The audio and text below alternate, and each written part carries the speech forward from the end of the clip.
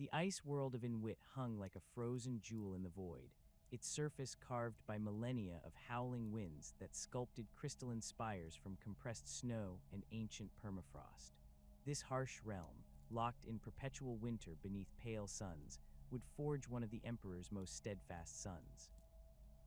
Here, among the ice-bound fortress cities and the proud warrior houses that ruled them, Rogal Dorn would learn the virtues that would define his character: absolute duty, unshakable resolve, and an iron discipline that would make him the most trusted of all the Primarchs.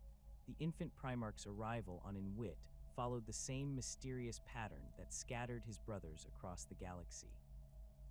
Cast through the warp by the machinations of the Chaos Gods, the child who would become known as Rogal Dorn materialized on this frozen world far from Terra. Unlike some of his brothers who faced immediate peril upon their arrival, Dorn was discovered by the noble house of Inwit's ruling family.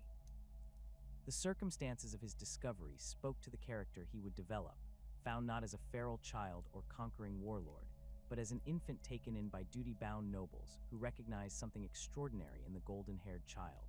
The aged patriarch of the ruling house adopted the foundling as his own. The old man possessed the weathered dignity common to those who ruled harsh worlds, his face bearing the lines carved by decades of making difficult decisions in the name of his people's survival. Under his guidance, young Dorn learned the fundamental principles that would govern his entire existence. The fortress palaces of Inwit were not places of luxury, but bastions of purpose, their halls echoing with the measured footsteps of guards and the quiet discussions of administrators who understood that their world's survival depended on constant vigilance and preparation.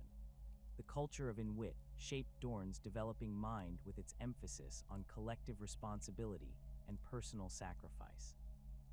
The planet's harsh climate demanded cooperation and planning on a scale that lesser worlds never required. Cities existed as self-contained ecosystems, their walls not merely defensive barriers, but essential shields against the killing cold that could claim entire populations if preparations faltered.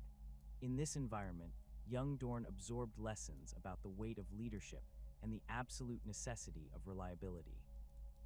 When someone on Inwit gave their word, lives depended on that promise being kept.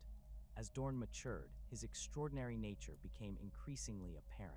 His physical growth far exceeded that of normal humans, his golden hair and noble bearing marking him as something beyond mortal ken.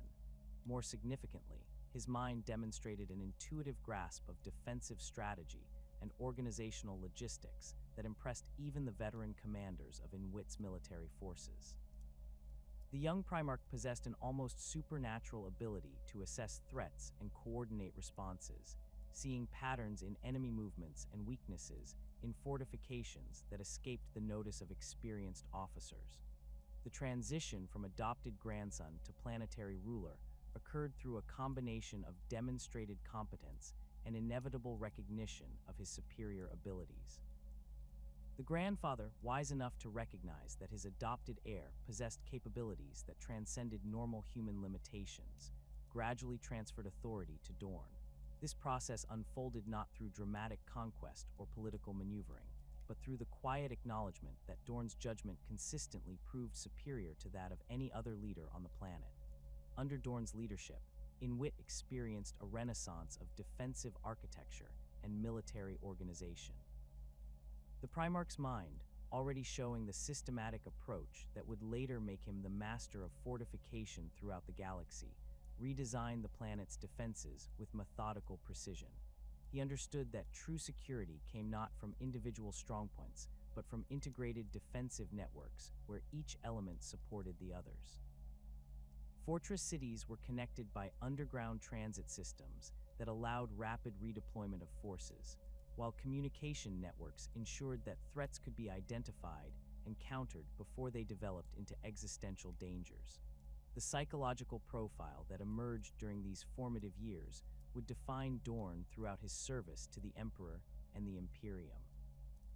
His stoicism was not the cold indifference sometimes attributed to him by those who knew him only by reputation, but rather a deliberate emotional discipline that allowed him to function effectively under the enormous pressures of command.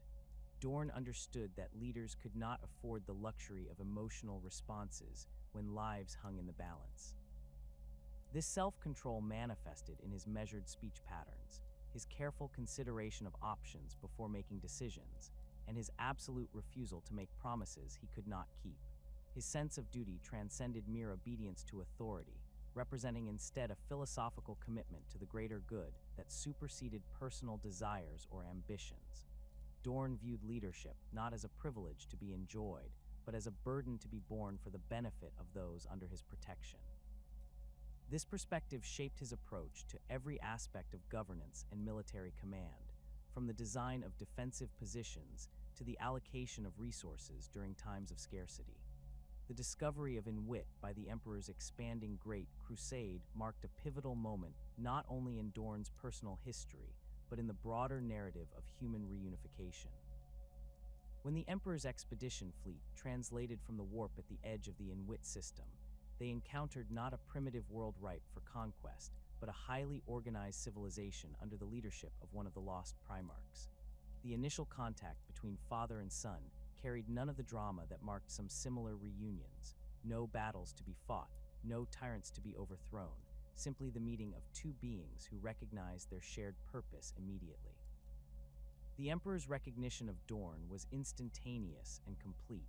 Here was a son who had not only survived his separation, but had thrived, developing exactly the qualities that the Emperor had intended to instill in his created generals. Dorn's approach to leadership, his systematic mind, and his unwavering commitment to duty aligned perfectly with the Emperor's vision for the reconquest of the galaxy. More than simple compatibility, however, the Emperor perceived in Dorn a reliability that would prove invaluable in the trials ahead. Dorn's integration into the Great Crusade proceeded with characteristic efficiency.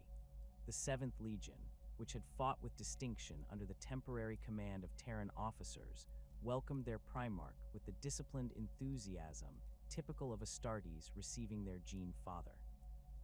The Legion's existing culture of methodical warfare and defensive expertise meshed seamlessly with Dorn's strategic preferences, creating a unified force that would become synonymous with impregnability and tactical precision.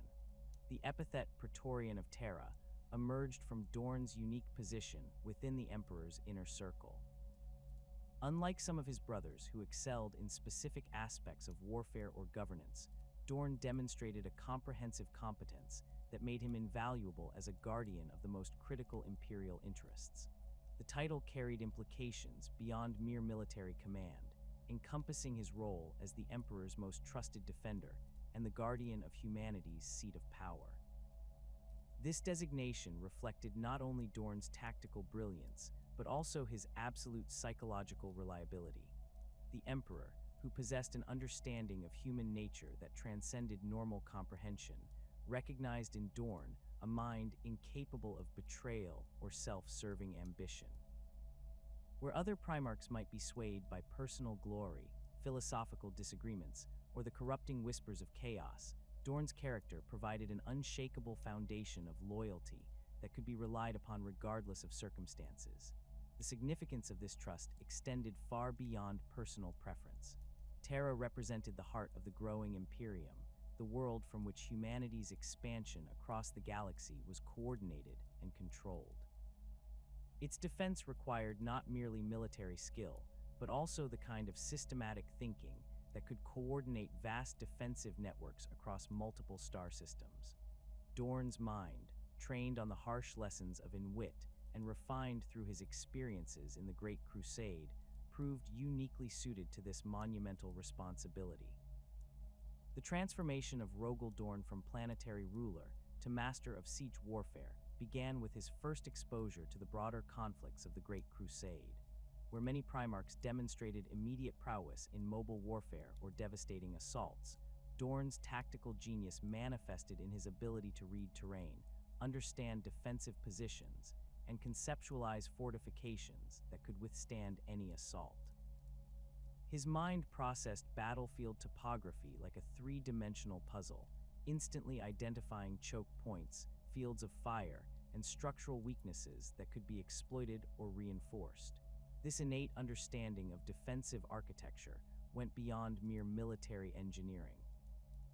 Dorn possessed an intuitive grasp of how human psychology interacted with physical structures, recognizing that the most effective fortifications served dual purposes as both practical defensive positions and psychological bulwarks that inspired confidence in defenders while intimidating attackers. His early designs incorporated these principles, creating strongholds that felt as impregnable as they actually were. The Primarch's approach to fortification differed fundamentally from conventional military engineering in its emphasis on integrated systems rather than isolated strongpoints.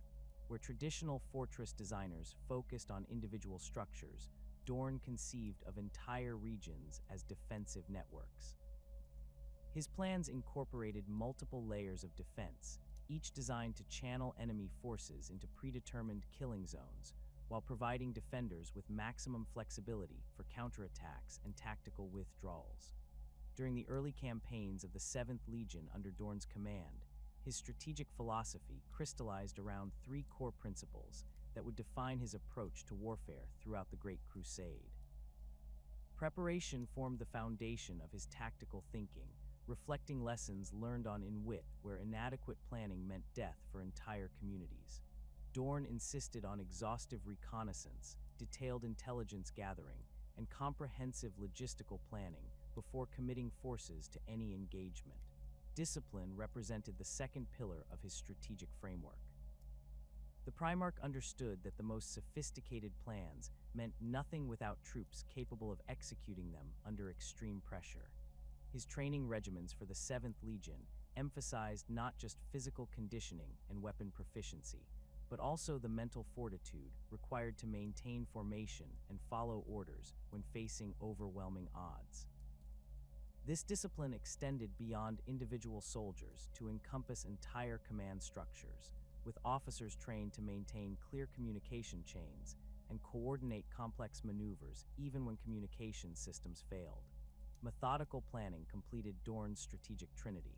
The Primarch's mind naturally gravitated towards systematic approaches that accounted for multiple contingencies and maintained operational flexibility. His battle plans resembled architectural blueprints in their precision, with every element serving multiple purposes and backup systems built into every critical function. This methodical approach sometimes frustrated more impulsive commanders who preferred rapid, decisive actions, but Dorn's results consistently vindicated his patient, thorough methodology. The first major fortification project that demonstrated Dorn's extraordinary capabilities was the reinforcement of the Saturnine Gate complex during the consolidation of the Sol system. The existing defensive installations, built during the Age of Strife, represented competent engineering, but lacked the integrated design philosophy that Dorn brought to defensive architecture. His modifications transformed a collection of individual strongpoints into a unified defensive network that could coordinate fire patterns, share sensor data, and redistribute forces based on real-time threat assessments. The Saturnine Gate project established patterns that would characterize all of Dorn's subsequent fortification work. Rather than simply adding more weapons or thicker walls, he redesigned the fundamental layout to maximize defensive efficiency while minimizing resource requirements. His plans incorporated redundant systems that ensured continued operation even if primary systems failed, along with concealed positions that could surprise attackers who believed they had identified all defensive emplacements. As the Great Crusade expanded beyond the Sol system, Dorn's reputation as a master of defensive warfare spread throughout the growing Imperium. Worlds that had resisted Imperial compliance for decades found themselves facing siege techniques that systematically dismantled their defenses through careful application of engineering expertise rather than brute force. The Primarch's approach to siege warfare emphasized patience and precision, identifying the critical structural or logistical elements that sustained enemy resistance and then methodically eliminating them. The fortress world of Sebastus became one of Dorn's most celebrated siege victories, demonstrating his ability to combine traditional military tactics with innovative engineering solutions. The planet's defenders had spent centuries perfecting their defensive positions, creating a network of underground bunkers and surface strongpoints that had repelled multiple invasion attempts. Rather than launching costly frontal assaults, Dorn spent months studying the fortress system, identifying the underground water sources and power generation facilities that sustained the defensive network. His solution involved a combination of precision orbital bombardment and specialized engineering units that sealed critical supply tunnels while simultaneously constructing counter-fortifications that denied the defenders their preferred fields of fire. The siege concluded not with a dramatic final assault, but with the systematic collapse of the defensive network as its supporting infrastructure failed. The defenders, faced with the choice between surrender and slow starvation, chose to yield to Imperial forces that had demonstrated the futility of continued resistance. The Sebastus campaign illustrated Dorn's understanding that effective siege warfare required more than military force. His approach integrated logistics, engineering, intelligence gathering, and psychological warfare into comprehensive strategies that addressed every aspect of sustained military operations. This holistic perspective distinguished him from commanders who relied primarily on superior firepower or numerical advantages to overcome defensive positions. Dorn's growing expertise in fortification and siege warfare inevitably brought him into contact with Perturabo, the Primarch of the 4th Legion, whose own reputation centered on his mastery of siege techniques and defensive engineering. The relationship between these two Primarchs represented one of the most complex dynamics within the Brotherhood of Jean's Sons, characterized by mutual respect for each other's abilities, combined with fundamental philosophical disagreements about the nature and purpose of warfare. Perturabo approached siege warfare as a problem to be solved through the application of overwhelming force and superior technology. His strategies typically involved massive artillery bombardments, mechanized assaults, and the systematic destruction of enemy positions through sustained firepower. The Iron Warriors under his command became synonymous with grinding, attritional campaigns that achieved victory through the methodical application of superior resources and technological advantages. Dorn's methodology differed substantially from his brother's approach, emphasizing efficiency and precision over raw destructive power.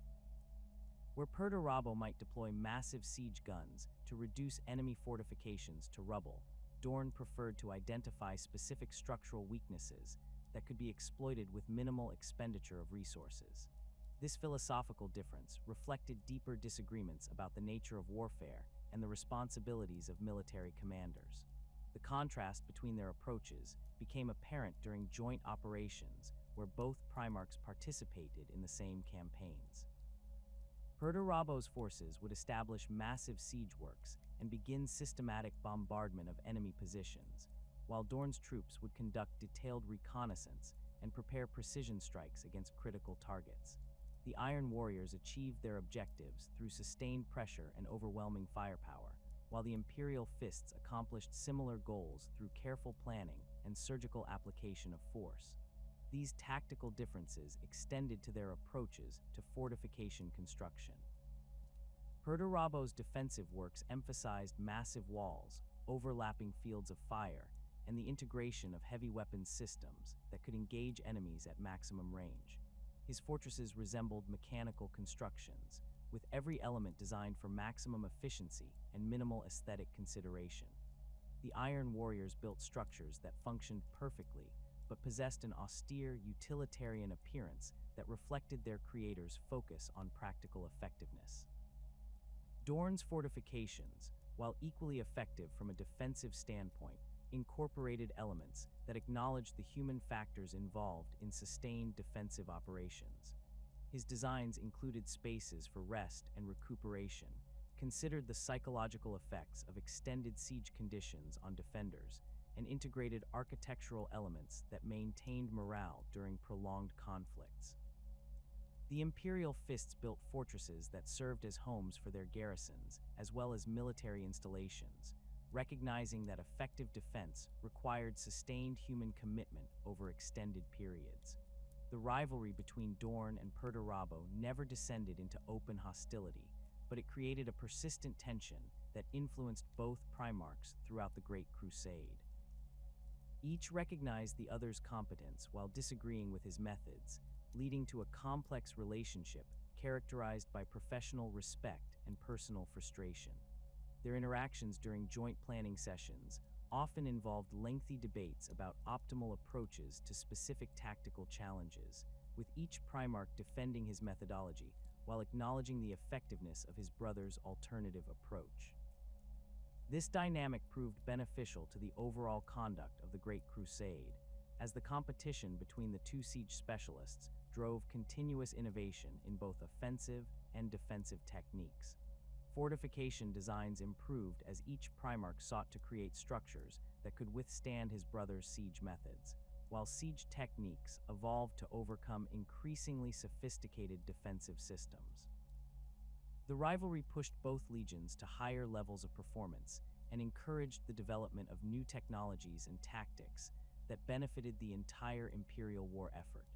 The fortress complexes that Dorn constructed during the Great Crusade became legendary throughout the expanding Imperium, serving as both practical military installations and symbols of imperial power and permanence. Each major fortification project incorporated lessons learned from previous constructions while adapting to the specific requirements of its strategic location and tactical purpose. The Primarch's systematic approach to defensive architecture created a standardized methodology that could be applied across diverse planetary environments and threat scenarios. The 7th Legion existed for decades before their reunion with their Primarch, forged in the gene laboratories of Terra during the earliest phases of the Emperor's grand design. Like their brother legions, the Imperial Fists began as a collection of Terran recruits drawn from the warrior cultures that had survived the Age of Strife.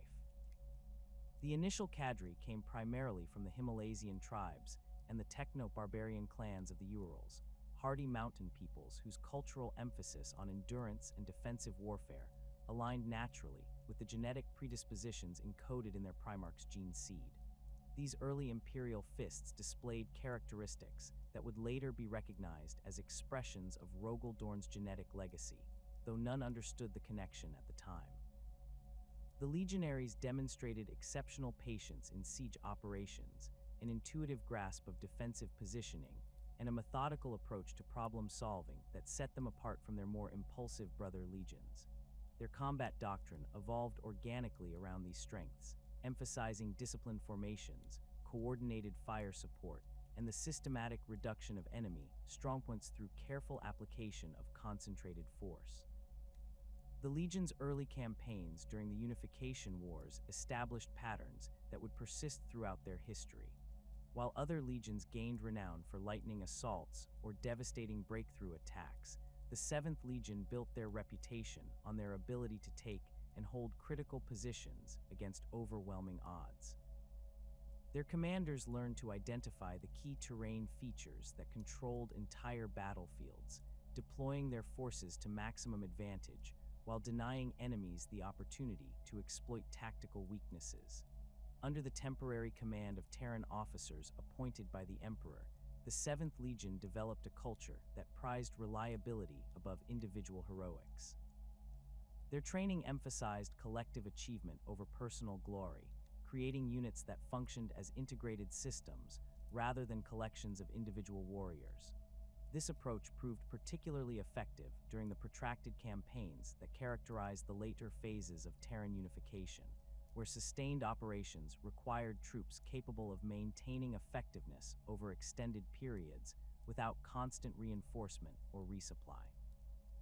The Legion's organizational structure during this pre-Primarch period reflected their tactical preferences and operational requirements. Companies were organized around defensive specializations, with dedicated units for siege warfare, fortification construction, and sustained defensive operations. Each company maintained its own engineering specialists, communications teams, and logistical support elements, creating self-sufficient formations capable of independent operation when strategic requirements demanded dispersed deployment. The arrival of Rogal Dorn transformed the 7th Legion from a competent military formation into one of the most formidable forces in the Imperial arsenal. The Primarch's integration with his gene sons proceeded smoothly, facilitated by the natural compatibility between his strategic philosophy and the tactical doctrines they had already developed. Rather than imposing wholesale changes on the Legion's existing structure, Dorn refined and enhanced their capabilities while introducing elements of in-wit military culture that complemented their established strengths. The most significant change involved the systematic incorporation of in-wit defensive techniques and organizational principles into Legion doctrine. The Ice World's harsh environment had produced military traditions that emphasized preparation, redundancy, and coordinated response to multiple simultaneous threats. These concepts translated directly to the challenges of interstellar warfare, where Imperial Fists formations might face diverse enemy forces equipped with unknown technologies and operating under alien tactical doctrines. Dorn restructured the Legion's command hierarchy to reflect in-wit principles of distributed authority and mutual support. Senior officers received expanded autonomy to respond to local tactical situations while remaining integrated within larger strategic frameworks. This approach allowed individual commanders to exploit opportunities or respond to threats without waiting for centralized direction, while ensuring that their actions supported overall operational objectives rather than conflicting with parallel efforts by adjacent units. The Primarch also introduced in-wit concepts of collective responsibility that transformed the Legion's internal culture. Rather than operating as traditional military hierarchies, where orders flowed downward and reports moved upward, Imperial Fists units developed lateral communication networks that allowed rapid information sharing and coordinated responses across multiple organizational levels. Sergeants communicated directly with their counterparts in adjacent squads, company commanders coordinated with their peers in other formations, and individual legionaries took personal responsibility for maintaining awareness of broader tactical situations beyond their immediate assignments.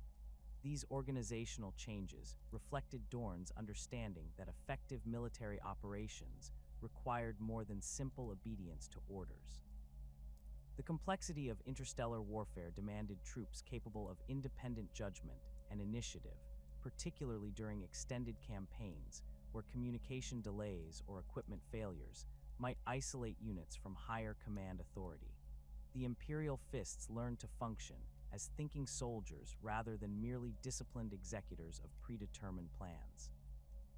The Legion's recruitment practices evolved significantly under Dorn's guidance, expanding beyond their traditional Terran sources to include candidates from worlds that demonstrated compatible cultural values and military traditions.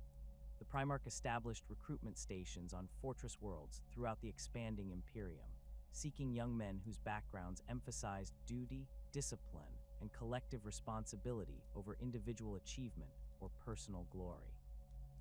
In-wit itself became a primary source of new recruits, with the planet's warrior houses viewing service in the Imperial Fists as the highest honor their sons could achieve. The Ice World's military academies adapted their curricula to prepare candidates for Legion selection, emphasizing the technical skills and psychological attributes that Astartes' transformation required. These in-wit recruits brought cultural perspectives that reinforced the Legion's existing values, while adding new capabilities in areas such as void warfare and extreme environment operations. The selection process for Imperial Fists recruits reflected Dorn's systematic approach to all aspects of Legion management. Rather than relying primarily on physical testing or combat trials, the Legion developed comprehensive evaluation procedures that assessed candidates' psychological resilience, intellectual capacity, and cultural compatibility with existing unit dynamics. Potential recruits underwent extended observation periods where their responses to stress, authority, and collective responsibility could be evaluated under controlled conditions. Successful candidates entered training programs that emphasized technical competence alongside traditional martial skills. Imperial Fists neophytes learned engineering principles, communications procedures, and logistical management in addition to weapons handling and close combat techniques. This broad-based education reflected Dorn's recognition that modern warfare required soldiers capable of functioning in multiple roles rather than specialists limited to narrow areas of expertise. The Legion's combat doctrine under Dorn's leadership crystallized around the concept of integrated defensive operations supported by precision offensive capabilities. Rather than viewing attack and defense as separate tactical approaches, the Imperial Fists developed techniques that seamlessly combined both elements within unified operational frameworks. Their preferred battle plans involved establishing strong defensive positions that channeled enemy forces into predetermined engagement zones while maintaining offensive capabilities that could exploit tactical opportunities or respond to changing battlefield conditions. This integrated approach distinguished the Imperial Fists from legions that specialized primarily in either offensive or defensive operations. Where other formations might excel at rapid assault or stubborn defense, the 7th Legion developed capabilities that allowed them to transition fluidly between different tactical modes based on evolving battlefield requirements. Their commanders learned to read combat situations dynamically, adjusting their approach in real time rather than committing to predetermined tactical frameworks that might become obsolete as circumstances changed. The Legion's heavy weapons specialists received particular emphasis in Dorn's reorganization, reflecting his understanding of firepower's critical role in both offensive and defensive operations. Imperial Fists Devastator squads trained extensively with siege equipment, learning to operate everything from portable lascannons to massive artillery pieces that could breach fortress walls or provide long-range fire support for advancing infantry. These specialists developed expertise in target identification and fire coordination that allowed them to maximize the effectiveness of available firepower while minimizing ammunition consumption and collateral damage. Engineering capabilities became another hallmark of the Reformed Legion, with every company maintaining dedicated construction and demolition specialists capable of rapid fortification or obstacle clearance. These legionaries learned to work with both Imperial construction equipment and improvised materials, creating defensive positions from whatever resources were available on campaign. Their training included structural analysis, explosives handling, and battlefield engineering that allowed them to modify terrain features to support tactical operations. The Legion's officer corps reflected Dorn's emphasis on competence and reliability over political considerations or personal charisma. Promotions within the Imperial Fists hierarchy depended on demonstrated ability to plan and execute complex operations while maintaining unit cohesion under extreme pressure. Company commanders typically rose through the ranks by proving their capacity to coordinate multiple specialized elements within integrated tactical frameworks, rather than through individual heroics or political maneuvering. Captain Sigismund emerged as the most prominent of Dorn's officers, serving as first captain and the Legion's primary champion. His reputation derived not from flashy combat techniques or dramatic victories, but from his absolute reliability in critical situations and his ability to inspire confidence in troops facing overwhelming odds. Sigismund embodied the Imperial Fist's ideal of disciplined competence, demonstrating tactical flexibility and strategic thinking that complemented his formidable personal combat abilities. The captain's role within the Legion extended beyond traditional military command to encompass training responsibilities and doctrinal development. Sigismund worked closely with Dorn to refine Legion combat techniques, incorporating lessons learned from each campaign into updated training protocols and tactical procedures. His position as Legion champion carried ceremonial significance, but his practical contributions involved the systematic improvement of Imperial Fists capabilities across all operational areas. Other notable officers included Captain Fafnir Ran, whose expertise in void warfare made him invaluable during fleet actions and boarding operations. Ran's aggressive tactical style provided a counterpoint to the Legion's typically methodical approach, demonstrating how individual initiative could be channeled within disciplined operational frameworks. His assault companies specialized in rapid response to tactical opportunities, maintaining the offensive capabilities that balanced the Legion's defensive strengths. Captain Archamus commanded the Legion's Huskarl units, elite formations that served as Dorn's personal guard and the final reserve for critical operations. These veteran legionaries represented the pinnacle of Imperial Fists training and discipline, capable of independent operation in the most challenging tactical environments. The Huskarls functioned as both bodyguards and special operations forces, undertaking missions that required absolute discretion and reliability. The Legion's apothecaries and chaplains played crucial roles in maintaining the psychological and physical health of the formation during extended campaigns. Chief Apothecary Fabius developed medical protocols that minimized casualty rates while maximizing the effectiveness of available medical resources. His innovations in battlefield medicine and injury prevention became standard throughout the Legion, contributing to their reputation for sustained operational capability.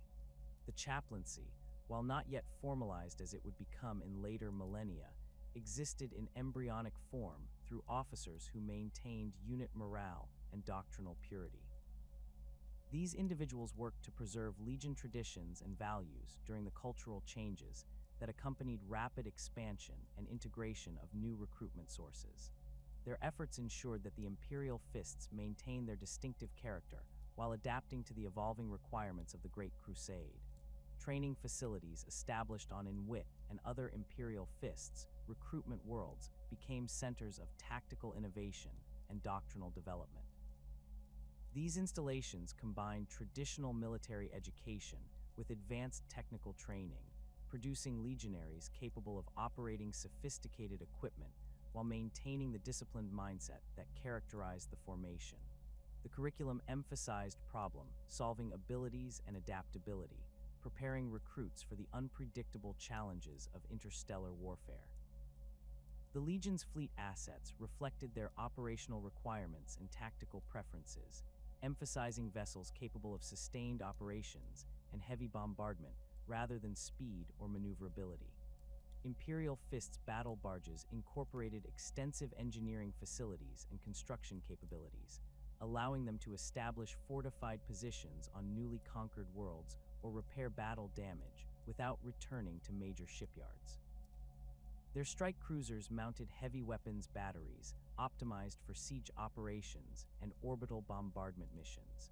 The transformation of the Imperial Fists into a fully operational legion under Rogal Dorn's command coincided with the most intensive phase of the Great Crusade's expansion. As the Emperor's forces pushed deeper into the galaxy, encountering increasingly sophisticated enemy civilizations and complex strategic challenges, the 7th Legion found themselves at the forefront of campaigns that would define the character of the emerging Imperium. Their methodical approach to warfare and systematic fortification techniques proved invaluable in establishing permanent Imperial control over conquered territories, moving beyond simple military victory to create lasting foundations for human civilization. The compliance of the Forge World Lucius represented one of Dorn's earliest major independent commands, demonstrating his ability to conduct complex operations without direct oversight from Terra. The Mechanicum world had maintained its independence through a combination of advanced defensive technologies and strategic alliances with nearby human settlements that provided raw materials in exchange for manufactured goods. Rather than launching immediate assaults against the heavily fortified industrial complexes, Dorn spent months analyzing the planet's economic and defensive systems, identifying the interdependencies that sustained Lucius's resistance to Imperial authority. His solution involved a carefully coordinated campaign that isolated Lucius from its trading partners, while simultaneously demonstrating Imperial technological capabilities that exceeded even the Forge world's advanced manufacturing systems. Imperial Fists engineering teams established forward bases on the system's outer planets, constructing shipyards and manufacturing facilities that produced goods superior to Lucius's exports while offering more favorable trading terms to the surrounding settlements. This economic pressure campaign gradually undermined the Forge world's position without requiring costly siege operations, that might have damaged the industrial infrastructure the Imperium sought to acquire intact. The final phase of the Lucius compliance involved direct negotiations between Dorn and the Forge World's tech priests, conducted through a series of formal meetings that emphasized mutual benefit rather than conquest and submission. The Primarch's reputation for absolute honesty in all dealings proved crucial during these discussions, as the Mechanicum representatives recognized that any agreements reached would be honored completely regardless of changing circumstances. The compliance treaty that emerged from these negotiations became a model for subsequent Mechanicum integrations, establishing patterns of cooperation that would persist throughout the Great Crusade and beyond. The establishment of the Inwit cluster as a major imperial stronghold demonstrated Dorn's understanding of strategic depth and regional defense networks. Rather than treating his homeworld as an isolated fortress, the Primarch developed comprehensive plans that integrated Inwit with neighboring systems to create a mutually supporting defensive complex. This involved extensive construction projects on multiple worlds, establishing supply depots, communication relays, and secondary fortification sites that could coordinate responses to threats from any direction. The engineering challenges involved in this project exceeded anything previously attempted by Imperial forces, requiring the coordination of massive construction fleets and specialized equipment across multiple star systems simultaneously. Dorn's systematic approach proved essential for managing the logistical complexity, with detailed planning documents that specified material requirements, construction sequences, and quality control procedures for every aspect of the project. The resulting defensive network became a template for similar installations throughout the expanding Imperium, demonstrating how individual worlds could be integrated into larger strategic frameworks that enhanced overall Imperial security. During the Cherout compliance, Dorn encountered one of his first major challenges in dealing with a technologically advanced human civilization that had developed along different philosophical lines from the Imperial truth. The Cherout hegemony possessed sophisticated military technologies and had maintained their independence through a combination of defensive fortifications and diplomatic alliances with nearby Xeno species. Their leaders viewed the Imperial expansion as a threat to human diversity and cultural development, arguing that the Emperor's vision of unified humanity would eliminate beneficial variations that had emerged during the Age of Strife.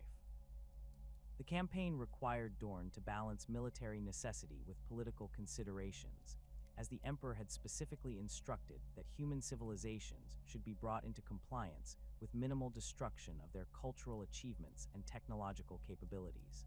The Primarch's approach involved a graduated response that began with diplomatic overtures and economic incentives, escalating to limited military demonstrations only when peaceful methods proved insufficient. This measured approach reflected his understanding that the Great Crusade's ultimate success depended on creating willing participants in the Imperial project rather than merely conquered subjects. The siege of the Cherout capital world showcased Dorn's ability to conduct precision military operations that achieved strategic objectives while minimizing collateral damage. Rather than employing the massive bombardments that characterized many compliance actions, the Imperial Fists used surgical strikes against specific military targets while avoiding civilian areas and cultural sites. This approach required extensive intelligence gathering and careful coordination between different Imperial Fists units, demonstrating the Legion's capacity for complex operations that went beyond their traditional expertise in defensive warfare. The successful integration of Cherout military units into Imperial army formations illustrated another aspect of Dorn's strategic thinking. The Primarch recognized that conquered populations became more reliable Imperial citizens when they could contribute meaningfully to the expanding war effort. Former Cherout officers found themselves commanding Imperial army regiments equipped with their homeworld's advanced technologies, while their expertise in defensive engineering proved valuable for fortification projects throughout their sector. This integration process required careful attention to cultural sensitivities and individual motivations, areas where Dorn's systematic approach proved as effective as in purely military contexts. The Proxima Centauri campaign brought Dorn into direct collaboration with several of his brother Primarchs, providing opportunities to observe different approaches to warfare, while demonstrating the Imperial Fists' unique capabilities within larger strategic frameworks. The system contained multiple hostile civilizations that had formed a defensive alliance against Imperial expansion, requiring coordinated operations across several worlds simultaneously. Horus commanded the overall campaign, with individual Primarchs responsible for specific operational areas based on their particular strengths and expertise. Dorn's assignment involved the reduction of the heavily fortified asteroid stations that controlled the system's major shipping routes. These installations had been constructed over centuries, incorporating advanced defensive technologies and interconnected command systems that allowed coordinated responses to threats from multiple directions. The asteroid fortresses represented exactly the type of challenge that suited Imperial Fists' capabilities, requiring systematic analysis of defensive systems followed by carefully planned assault operations. The campaign provided valuable lessons in inter-legion cooperation, as Imperial Fists units worked alongside elements from the Luna Wolves, Emperor's Children, and Death Guard. Each legion brought different tactical approaches and operational capabilities, creating opportunities for mutual learning while highlighting the distinctive characteristics that set each formation apart. Dorn observed Horus's talent for inspiring confidence and maintaining morale during difficult operations, while noting Fulgrim's emphasis on tactical perfection and Mortarian's expertise in sustained operations under adverse conditions. The asteroid siege operations themselves became textbook examples of systematic fortress reduction, with Imperial Fists engineers identifying structural weaknesses and coordinating precision strikes that disabled defensive systems without destroying the facility's strategic value. The campaign demonstrated how different Legion specialties could be integrated within unified operational plans, with each formation contributing its particular strengths while supporting overall strategic objectives. Dorn's relationship with his brother Primarchs during this period reflected his naturally reserved personality and focus on professional competence rather than personal relationships. He maintained cordial relations with all his brothers while developing closer working relationships with those whose tactical approaches complemented his own methodical style. His interactions with Horus demonstrated mutual respect based on their shared understanding of strategic complexity and operational planning, while his discussions with Guilliman revealed common interests in systematic approaches to military organization and logistics management. The growing tension between Dorn and Perturabo became more apparent during joint operations, as their different approaches to siege warfare created friction despite their mutual effectiveness. Where Dorn preferred surgical precision and minimal resource expenditure, Perturabo favored overwhelming force and systematic destruction of enemy capabilities. These philosophical differences extended beyond tactical preferences to encompass fundamental disagreements about the nature of warfare and the responsibilities of military commanders toward both their own troops and enemy populations. During the Council of Nicaea, Dorn's position reflected his characteristic emphasis on practical considerations over theoretical arguments. The debate over the use of psychic powers within the legions involved complex questions about the nature of the warp, the reliability of psyker abilities, and the potential risks associated with expanded psychic training programs. Rather than taking strong ideological positions like some of his brothers, Dorn focused on operational considerations and empirical evidence about psychic abilities' effectiveness in combat situations. His testimony before the council emphasized the Imperial Fists' limited but positive experiences with librarian units, noting their value for intelligence gathering and communication in situations where conventional methods proved inadequate. However, he also acknowledged the legitimate concerns raised by Magnus about the unpredictable nature of psychic phenomena and the potential for catastrophic failures that could endanger entire operations. Dorn's measured approach to the debate reflected his preference for evidence-based decision-making over emotional arguments or philosophical positions. The Primarch's support for the Emperor's final decision to restrict psychic training programs demonstrated his fundamental loyalty to imperial authority while acknowledging the complexity of the issues involved. He understood that the Council's deliberations involved considerations beyond immediate military effectiveness, including political factors and long-term strategic concerns that individual Primarchs might not fully comprehend. His willingness to accept decisions that conflicted with his personal preferences illustrated the disciplined subordination to higher authority that characterized his entire approach to military service.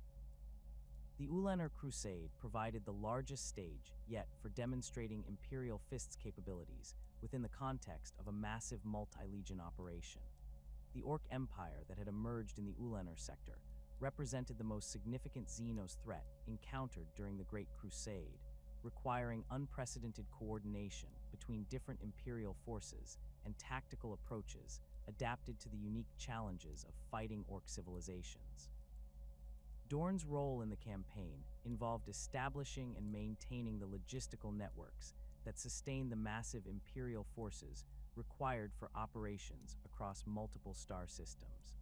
The construction of forward supply bases and communication networks throughout the Ulanor sector showcased the Imperial Fists' engineering capabilities on an unprecedented scale.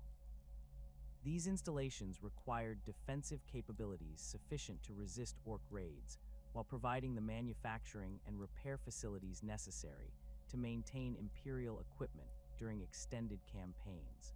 The project involved coordinating construction efforts across dozens of worlds, managing resource allocation and transportation networks that spanned multiple star systems. The siege of the primary Orc fortress worlds demonstrated how Imperial Fists techniques could be adapted to counter Xenos defensive systems that operated according to different principles from human fortifications. Orc strongholds emphasized brute strength and redundancy over systematic design, creating challenges that required modified approaches to structural analysis and target identification.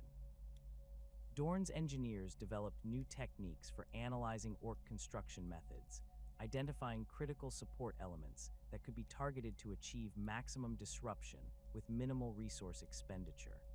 The campaign's successful conclusion and the Emperor's decision to name Horus as War Master created new dynamics within the Primarch Brotherhood that would influence subsequent operations. Dorn's reaction to his brother's elevation reflected his characteristic focus on practical considerations rather than personal ambitions. He recognized that the Great Crusade's continued expansion required centralized command authority and understood that Horus possessed the diplomatic skills and strategic vision necessary for coordinating increasingly complex multi-legion operations. The establishment of compliance garrisons throughout newly conquered territories became a major Imperial Fists responsibility during the later phases of the Great Crusade.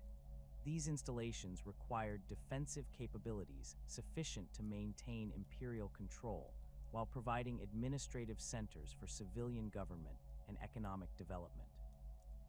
Dorn's systematic approach to garrison design created standardized fortress layouts that could be adapted to different planetary environments while maintaining consistent defensive capabilities and operational procedures. The integration of conquered populations into Imperial military and civilian structures required careful attention to cultural factors and individual motivations. Imperial Fists officers learned to work with diverse human societies, adapting their communication styles and operational methods to accommodate different cultural backgrounds while maintaining the disciplined efficiency that characterized Legion operations. This experience provided valuable preparation for the increasingly complex political and military challenges that would emerge as the Imperium continued its expansion toward the galaxy's outer reaches. The first reports from Istvan reached Terra as fragmented Vox transmissions and desperate astropathic messages that painted an impossible picture of betrayal and slaughter. Rogal Dorn stood in the Sanctum Imperialis, reviewing routine compliance reports when the initial communications arrived, their content so shocking that his first instinct was to question their authenticity. The idea that Horus, the War Master whom the Emperor had elevated above all other Primarchs, could turn against the very ideals he had sworn to uphold seemed to violate the fundamental order of the universe itself. The messages spoke of viral bombing, of loyal Astartes murdered by their own battle brothers, of the sons of Horus, Emperor's children, Death Guard, and World Eaters turning their weapons against those who had fought beside them for decades. Captain Saul Tarvitz of the Emperor's Children had managed to warn some loyalist elements before the bombardment began, but the scale of the massacre defied comprehension. Entire companies of Space Marines had been obliterated not by Xeno's enemies or human rebels, but by their own Gene brothers acting under direct orders from their Primarchs. Dorn's methodical mind immediately began analyzing the tactical implications of what appeared to be a coordinated rebellion involving multiple legions. The strategic positioning of the traitor forces, their control of key supply routes and communication networks, and their ability to strike simultaneously across multiple fronts suggested months or even years of careful planning. This was not a spontaneous uprising or political disagreement that had escalated beyond control, but a systematic conspiracy that had been developing in secret while maintaining the appearance of absolute loyalty to the imperial cause.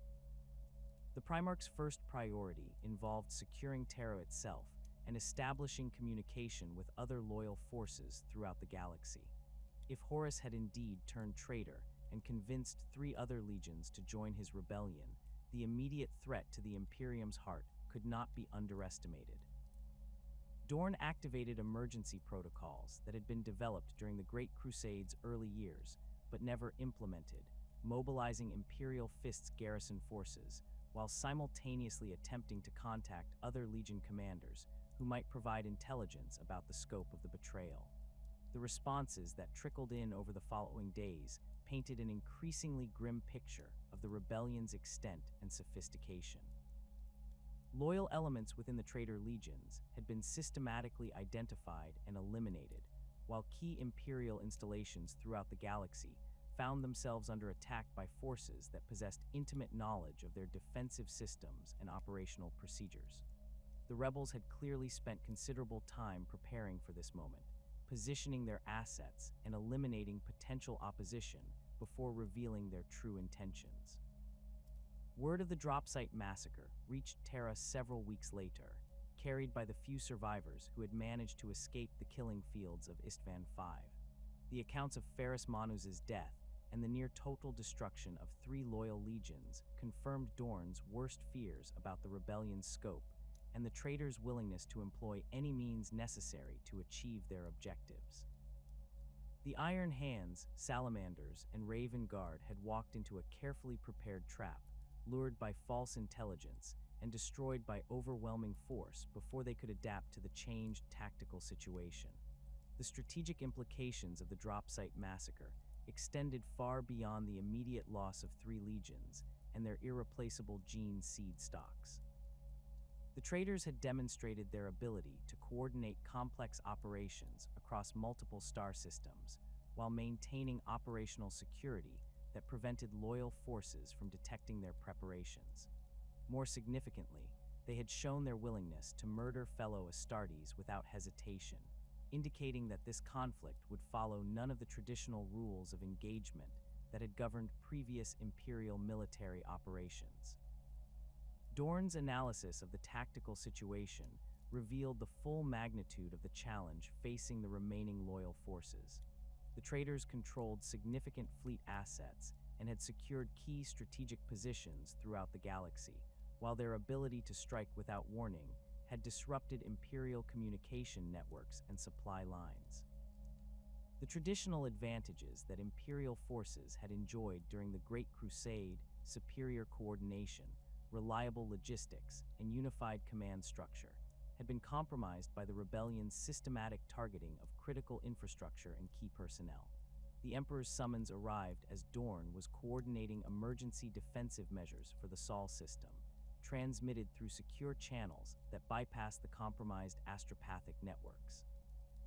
The message contained no detailed explanations or strategic analysis, only a direct command that brooked no delay or discussion.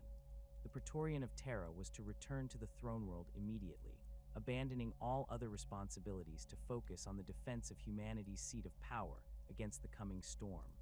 The journey back to Terra provided Dorn with additional intelligence about the rebellion's progress and the loyalist response to the crisis.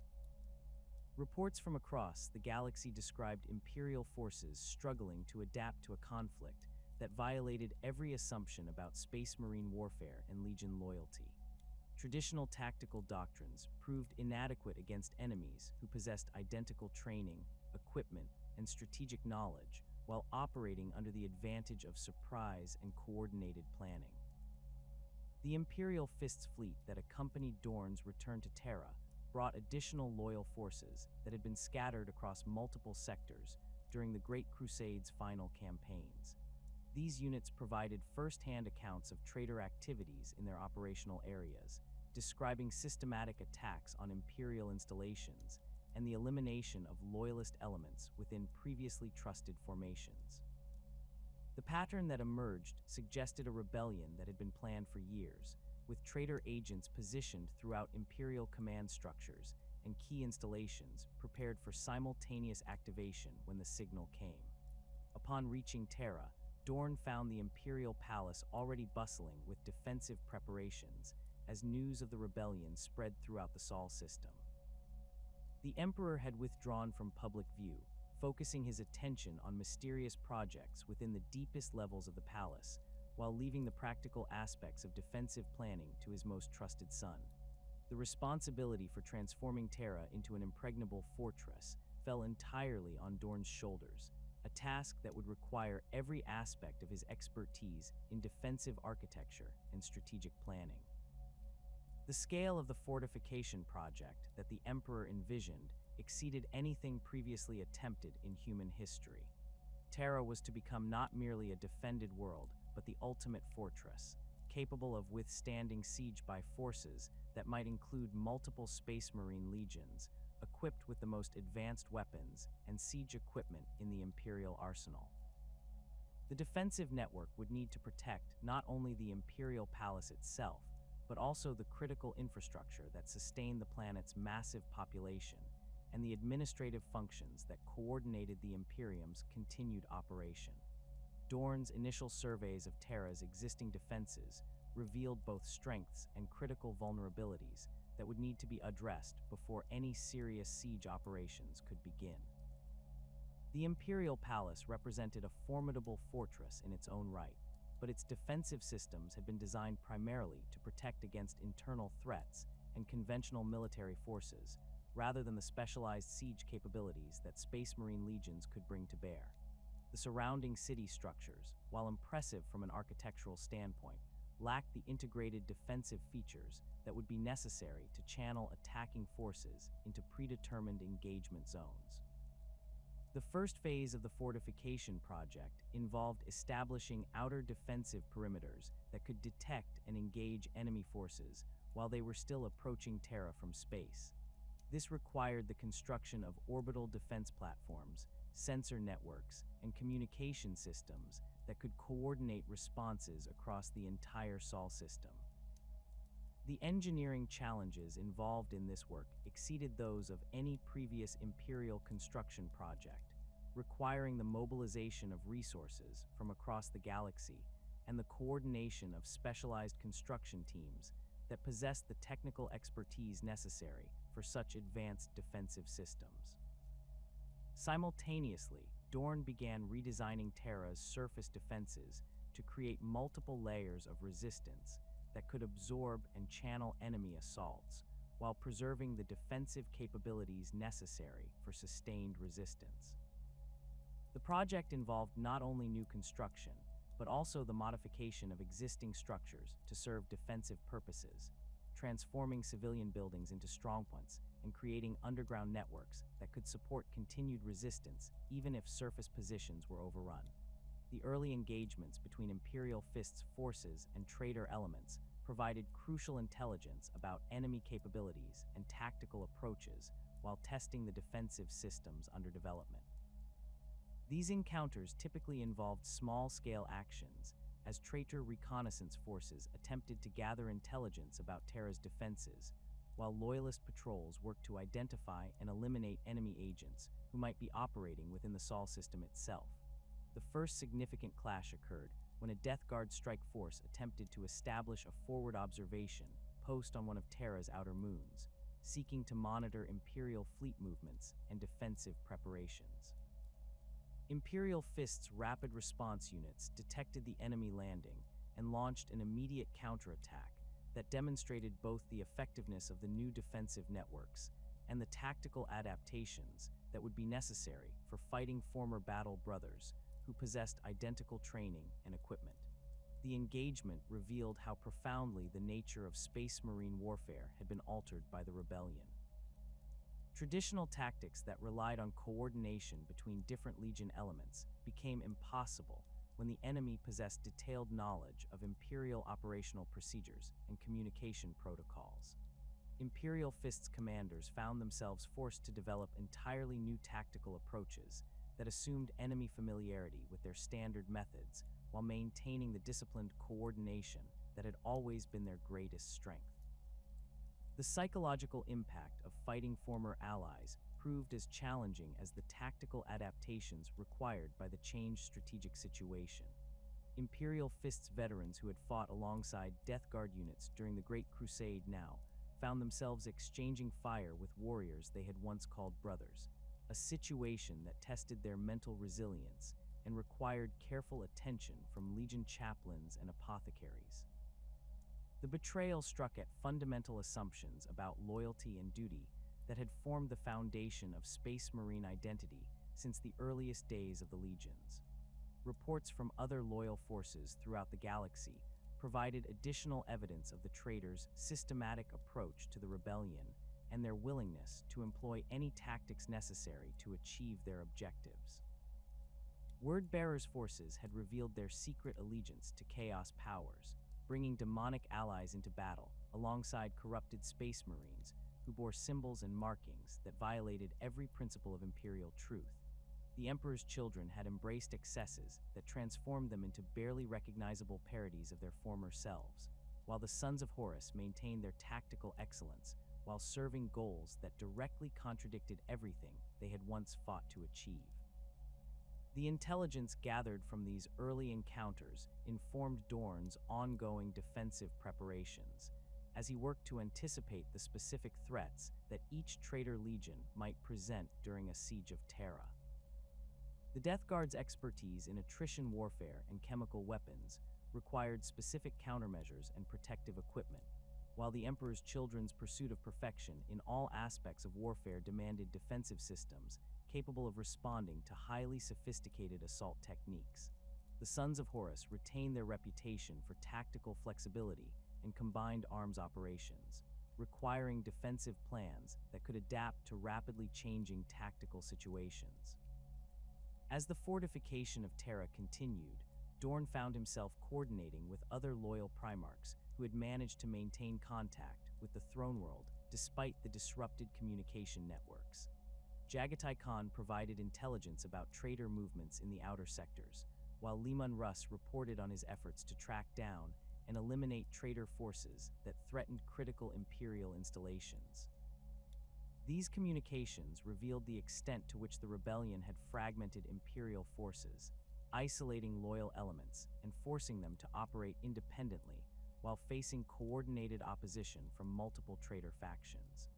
The arrival of refugees from worlds that had fallen to traitor forces provided additional intelligence about enemy capabilities and tactical methods while presenting significant logistical challenges for Terra's defensive preparations. These survivors brought first-hand accounts of how quickly established Imperial governments had collapsed when faced with coordinated attacks by Space Marine forces operating without the restraints that had previously limited their actions. The reports described systematic destruction of civilian infrastructure, the elimination of local leadership, and the establishment of military governments that served traitor strategic objectives rather than Imperial law. The transformation of Terra into the ultimate fortress began with Dorn's comprehensive assessment of the planet's existing defensive infrastructure, a process that revealed both the magnitude of the task ahead and the critical vulnerabilities that required immediate attention. The Imperial Palace, while architecturally magnificent and symbolically powerful, had been designed during a period when the greatest threats came from human techno-barbarian armies, equipped with conventional weapons, rather than space marine legions possessing orbital bombardment capabilities and siege equipment that could breach any conventional fortification. Dorn's initial surveys identified 3 primary defensive zones that would need complete restructuring to create an integrated defense network capable of withstanding the coming siege. The orbital approaches to Terra required a comprehensive sensor and weapons grid that could detect incoming threats while they were still days away from the planet, providing early warning and the opportunity to engage enemy forces before they could establish orbital superiority. The planet's upper atmosphere needed defensive installations that could coordinate with orbital platforms while providing backup systems in case primary defenses were compromised or destroyed. The surface defenses presented the most complex challenges, as they needed to protect not only the Imperial Palace itself, but also the vast urban sprawl that housed Terra's billions of inhabitants, and the critical infrastructure that sustained both the planetary population and the administrative functions of the Imperium. The existing city structures, while impressive examples of human architectural achievement, lacked the defensive features necessary to channel attacking forces into predetermined killing zones, while providing protected routes for defender movement and supply distribution. The scale of construction required to implement Dorn's defensive vision exceeded any previous Imperial engineering project, demanding the mobilization of resources from across the galaxy and the coordination of specialized construction teams whose expertise spanned everything from orbital mechanics to underground excavation. Mechanicum-forged ships arrived in the Sol system carrying prefabricated components for defense platforms, while construction vessels from a dozen different sectors brought the raw materials necessary for the massive earthworks and fortification systems that would transform Terra's surface into a series of interconnected strongpoints. The Aegis defense lines became the cornerstone of Dorn's surface fortification strategy, representing a revolutionary approach to planetary defense that integrated multiple defensive systems within a unified tactical framework.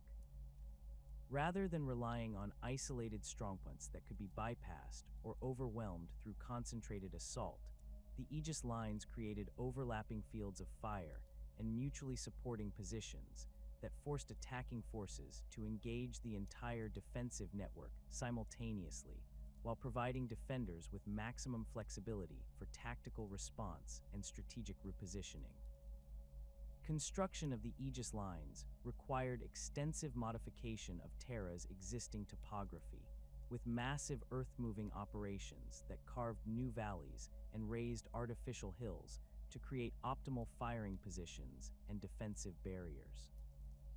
The work involved not only Imperial Fists engineering specialists, but also conscripted civilian construction teams whose expertise in large-scale building projects proved essential for managing the logistical complexity of simultaneous construction across multiple continental areas. The defensive positions themselves incorporated lessons learned from every major siege operation of the Great Crusade, combining traditional fortification principles with innovative technologies that maximized defensive effectiveness while minimizing resource requirements. Each strongpoint included multiple weapon systems capable of engaging different types of targets, from massed infantry formations to armored vehicles and aircraft, while underground connections allowed rapid redeployment of forces and supplies without exposing defenders to enemy observation or interdiction.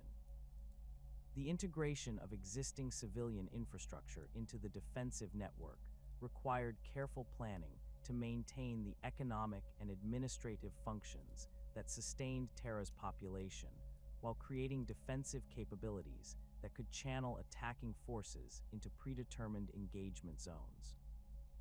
Major transportation arteries were modified to include defensive checkpoints and obstacles that could be activated during combat operations, while civilian buildings received structural reinforcements and weapon positions that transformed them into impromptu strongpoints when circumstances required. Underground tunnel networks became a critical component of the defensive system, providing protected routes for troop movement and supply distribution that remained functional even when surface positions came under heavy bombardment. The excavation work required to create these networks involved drilling through layers of ancient construction and archaeological remains that documented Terra's long history, revealing artifacts and structures from periods spanning back to the Dark Age of technology. The coordination required for these massive construction projects tested every aspect of Imperial logistical capabilities, as materials and personnel needed to be transported across interstellar distances while maintaining operational security that prevented traitor forces from gathering detailed intelligence about the defensive preparations. Supply convoys arriving in the Sol system required escort by Imperial Navy vessels, while construction sites on Terra itself needed security detachments that could identify and eliminate enemy reconnaissance teams that might attempt to gather tactical intelligence.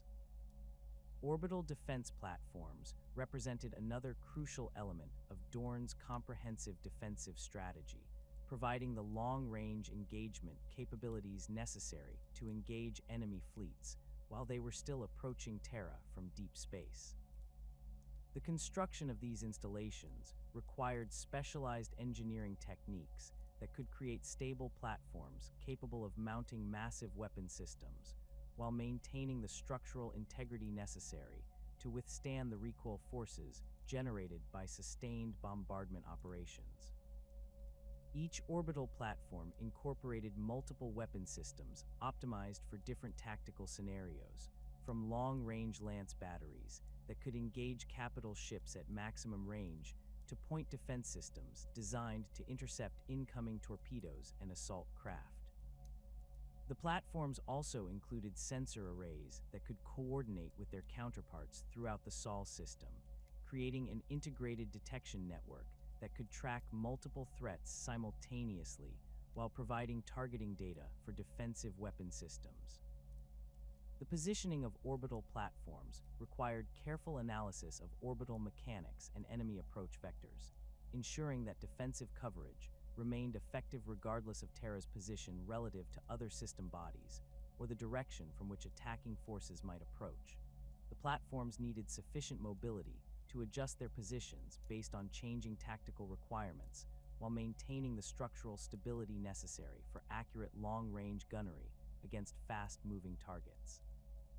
Communication networks linking the orbital platforms with surface defenses and fleet elements created an integrated command structure that could coordinate responses across multiple defensive zones while maintaining redundant systems that ensured continued operation even if primary communication nodes were destroyed or compromised. The networks incorporated both conventional Vox systems and more advanced technologies that could function despite enemy jamming or interference, ensuring that defensive coordination remained effective throughout extended siege operations. The integration of loyalist forces from other legions into Terra's defensive network required careful coordination to maximize their unique capabilities while maintaining the systematic approach that characterized Dorn's overall strategic planning. White Scar's elements provided rapid response capabilities that could exploit tactical opportunities or reinforce threatened positions, while their expertise in mobile warfare complemented the Imperial Fists' emphasis on static defensive positions. Blood Angels units brought close combat expertise that proved valuable for defending critical choke points where enemy forces might attempt breakthrough assaults, while their experience in urban warfare provided insights into the tactical challenges of fighting within Terra's dense metropolitan areas. The integration process required extensive coordination between different Legion command structures and tactical doctrines, creating unified operational procedures that maximized each formation's strengths while minimizing potential conflicts or coordination failures. Imperial army regiments arriving from across the galaxy brought additional manpower and specialized capabilities that filled gaps in the Space Marine defensive network, providing the numerical strength necessary to garrison extensive fortification systems while freeing Astartes units for mobile operations and critical defensive positions. The coordination between Space Marine and Imperial Army elements required careful attention to command structures and communication procedures, ensuring that orders could be transmitted effectively across different organizational hierarchies and tactical doctrines.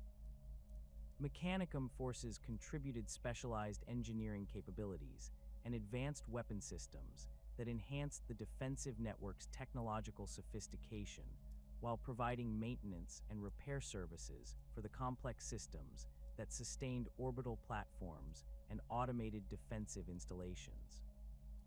The Tech Priest's expertise in advanced technologies proved essential for implementing some of Dorn's more ambitious defensive concepts, particularly those involving integrated sensor networks and automated response systems. The deployment of Imperial Fists companies throughout the Sol system created a distributed defensive network that could respond to threats at multiple locations while maintaining centralized coordination through the command structure established on Terra.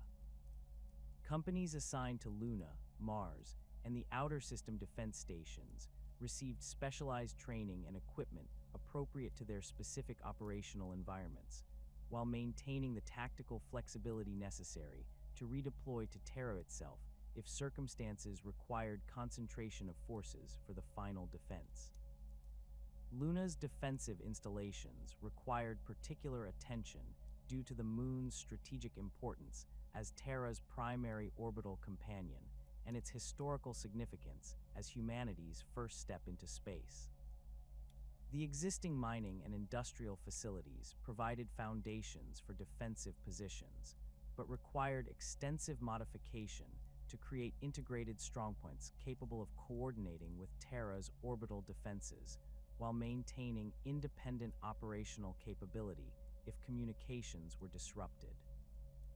Mars presented unique challenges due to its status as the primary mechanicum world and the political sensitivities involved in coordinating defensive preparations with the Tech Priests who controlled the planet's industrial resources. The integration of Martian defensive systems with the broader Sol system network required diplomatic negotiations that balanced Imperial strategic requirements with mechanicum autonomy, creating command structures that respected existing political arrangements while ensuring effective military coordination. The Outer System defense stations, established at key gravitational points and asteroid mining facilities, created an early warning network that could detect approaching enemy forces while providing forward defensive positions that might delay or disrupt enemy operations before they reached the inner system. These installations required self-sufficient operational capabilities and the ability to coordinate with fleet elements that might be operating in the outer system, creating multiple layers of defensive coverage that forced enemy forces to fight their way through successive defensive lines. The asteroid belt mining stations received particular attention due to their potential value as sources of raw materials for defensive construction, while serving as observation posts that could monitor enemy movements throughout the system. The modification of existing mining equipment for defensive purposes created impromptu weapon systems and fortifications that utilized the natural cover provided by asteroid terrain while maintaining the industrial capabilities necessary to support continued construction efforts. Fleet coordination became increasingly critical as Imperial Navy vessels arriving in the Sol system required integration into the overall defensive plan while maintaining their operational flexibility for offensive operations against enemy forces that might threaten other Imperial territories. The balance between concentrating naval assets for Terra's defense and maintaining fleet elements for broader strategic operations required careful analysis of intelligence about enemy fleet movements and strategic intentions. The establishment of fleet anchorages and supply depots throughout the Sol system created the logistical infrastructure necessary to sustain naval operations during extended siege conditions, while providing protected bases that could support continued fleet operations even if enemy forces achieved temporary orbital superiority around Terra itself. These installations required their own defensive systems and garrison forces, while contributing to the overall defensive network through their sensor capabilities and communication systems. The first signs of Horus's approaching armada appeared as distorted sensor readings at the edge of the Sol system, where Imperial monitoring stations detected massive gravitic disturbances that suggested fleet movements on an unprecedented scale. The readings defied initial analysis, showing energy signatures that corresponded to hundreds of capital ships moving in coordinated formations, while maintaining strict communication silence that prevented detailed identification of individual vessels or their specific capabilities. The scale of the approaching force exceeded even Dorn's most pessimistic projections for the size of fleet that the traitor legions might assemble for their assault on Terra. Within hours of the initial detection, additional sensor stations throughout the outer system began reporting similar contacts, revealing that the enemy approach involved multiple fleet elements converging on Terra from different vectors simultaneously. The tactical sophistication of this coordinated arrival demonstrated the extensive planning that had preceded the assault, with enemy forces positioned to arrive at optimal engagement ranges, while minimizing their exposure to the Sol system's defensive installations during their final approach to Terra itself.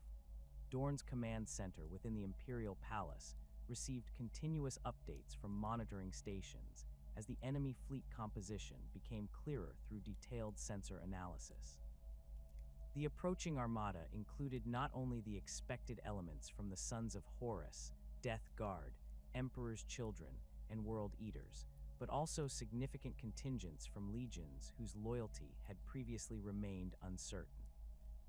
The Iron Warrior's distinctive ship signatures confirmed Perturabo's allegiance to the rebellion, while Word-Bearer's vessels provided evidence of Lorgar's involvement in coordinating the assault despite his legion's previous focus on ideological rather than military objectives. The size of the traitor fleet indicated that virtually every available ship from the rebellious legions had been committed to this single operation, representing a strategic gamble that would either secure complete victory or result in catastrophic defeat for the rebellion. Intelligence estimates suggested that the attacking force included over 1,000 capital ships, along with countless escort vessels, transport craft, and specialized siege equipment that had been gathered from across the galaxy for this decisive confrontation. The enemy's approach strategy revealed sophisticated understanding of the Sol system's defensive capabilities and the tactical challenges involved in conducting siege operations against a heavily fortified planetary target. Rather than attempting a direct assault that would expose their forces to maximum defensive fire, the traitor fleets adopted dispersed approach vectors that forced Imperial defenders to divide their attention across multiple threat axes, while preventing effective concentration of defensive firepower against any single enemy formation. As the enemy fleets closed on Terra, Dorn activated the final phases of the planetary defense network that had been under construction since the first reports of Horus's betrayal reached the throne world. Orbital defense platforms throughout the system powered up their primary weapon systems, while surface installations completed their targeting solutions on the approaching enemy formations. The coordination required to manage this vast defensive network tested every aspect of the command and control systems that Imperial engineers had developed during months of intensive preparation. The opening exchanges of the siege began while the traitor fleets were still days away from Terra, as long-range orbital defense platforms engaged the leading elements of the enemy formation with massive lance strikes that could reach across interplanetary distances.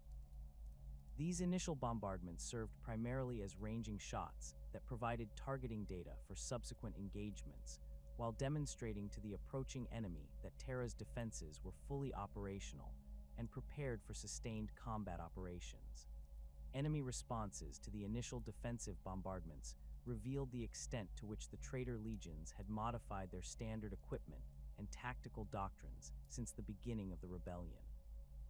Ships that had once borne imperial heraldry now displayed symbols and markings that violated every principle of the imperial truth, while their weapons' signatures suggested modifications that incorporated technologies of unknown origin and questionable reliability. The first major engagement occurred when advance elements of the Death Guard fleet attempted to establish orbital supremacy over Terra's northern hemisphere, launching a coordinated assault against the defense platforms that protected the primary approach routes to the Imperial Palace. The battle demonstrated both the effectiveness of Dorn's defensive preparations and the tactical adaptations that would be necessary for fighting former allies who possessed detailed knowledge of Imperial defensive systems and operational procedures. Imperial Fists fleet elements engaged the Death Guard advance force in a series of running battles that tested the modifications Dorn had made to standard Imperial naval tactics. The traditional emphasis on coordinated squadron actions proved inadequate against enemies who anticipated conventional Imperial responses, forcing Imperial commanders to develop improvised tactical approaches that maintained their formation's effectiveness while avoiding predictable patterns that enemy forces could exploit.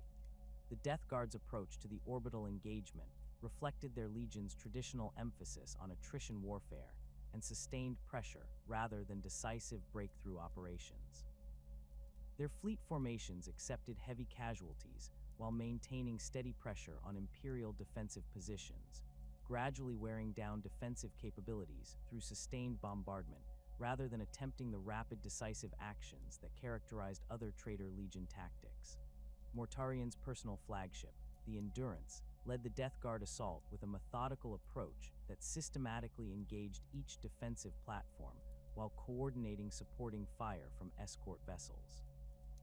The ship's modifications since the beginning of the rebellion were immediately apparent, with weapon systems that fired projectiles trailing sickly green energy and hull plating that seemed to absorb rather than reflect the light from nearby explosions. The engagement around the lunar orbital stations provided the first clear demonstration of how the siege would develop, as traitor forces attempted to establish forward bases that could support sustained operations against Terra's surface defenses. The Death Guard landing operations on Luna's surface encountered prepared defensive positions that Imperial Fists garrison forces had spent months fortifying, creating killing zones that channeled enemy assault forces into predetermined engagement areas.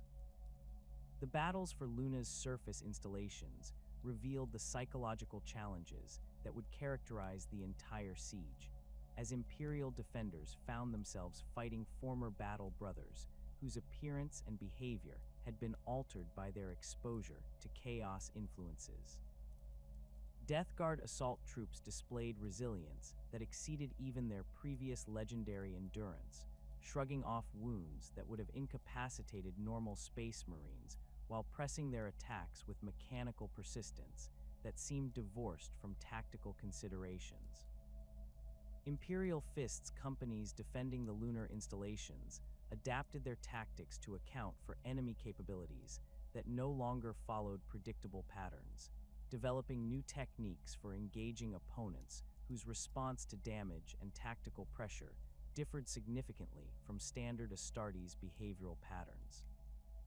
The modifications required careful coordination between squad leaders and company commanders, ensuring that tactical innovations could be implemented quickly while maintaining the disciplined coordination that remained the Imperial Fist's greatest strength. The successful defense of Luna's primary installations provided valuable intelligence about enemy capabilities, while demonstrating that traitor forces were not invincible despite their enhanced resilience and modified equipment.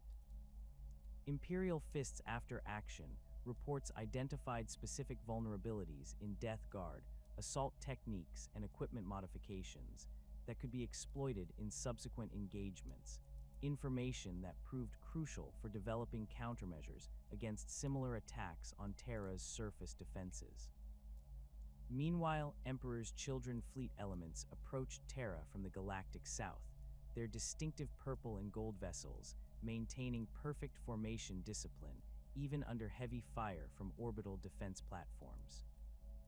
The tactical precision of their approach reflected Fulgrim's continued emphasis on perfection in all aspects of warfare, with each ship maintaining exact position relative to its squadron mates, while executing complex maneuvers that maximized their offensive capabilities while minimizing exposure to defensive fire. The Emperor's Children assault on the Mercury Wall defense stations demonstrated their legion's evolution toward increasingly extreme tactical approaches that prioritized aesthetic perfection over practical military effectiveness. Their attack formations maintained flawless geometric precision even when sustaining heavy casualties, with individual ships continuing their assigned roles within the formation despite catastrophic damage that would have forced conventional units to withdraw or modify their approach. Dorn observed these engagements from the Palace Command Center, analyzing enemy tactical patterns while coordinating defensive responses across multiple operational areas simultaneously.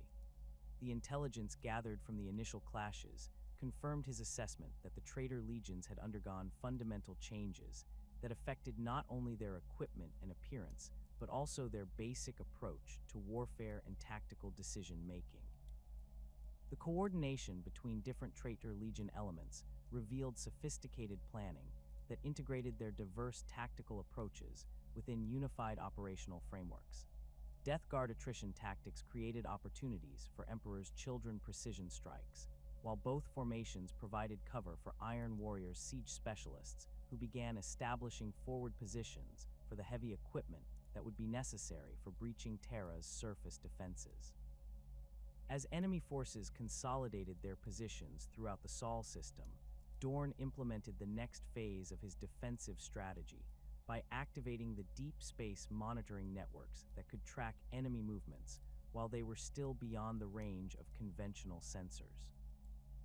These installations, hidden among asteroid fields and derelict orbital facilities, provided early warning of enemy reinforcements or tactical redeployments while serving as forward observation posts for long-range artillery strikes. The intelligence gathered from these monitoring stations revealed that the traitor assault represented only the first wave of a much larger operation, with additional enemy forces holding position at the system's edge while the initial assault forces tested Imperial defensive capabilities and identified weaknesses that could be exploited in subsequent phases of the siege. The scale of the enemy commitment exceeded even Dorn's most comprehensive projections, suggesting that the traitors had committed virtually every available resource to this single decisive operation. Reports from the outer system defense stations described enemy reconnaissance activities that suggested systematic intelligence gathering about Imperial defensive positions and capabilities. Small enemy formations probed defensive installations, while larger forces maintained their positions, gathering tactical data that would inform subsequent assault operations, while avoiding premature commitment of major assets to engagements that might reveal their own capabilities and limitations. The Lion's Gate spaceport became the focus of the first major surface engagement as Iron Warrior's siege specialists established forward positions that could support landing operations by the main enemy assault forces. The spaceport's strategic importance as Terra's primary interface with orbital traffic made it a critical objective for both sides, with Imperial defenders recognizing that its loss would severely compromise their ability to receive reinforcements or supplies from off-world sources. Perdurabo's approach to the spaceport assault reflected his systematic methodology and emphasis on overwhelming firepower applied through carefully coordinated siege operations.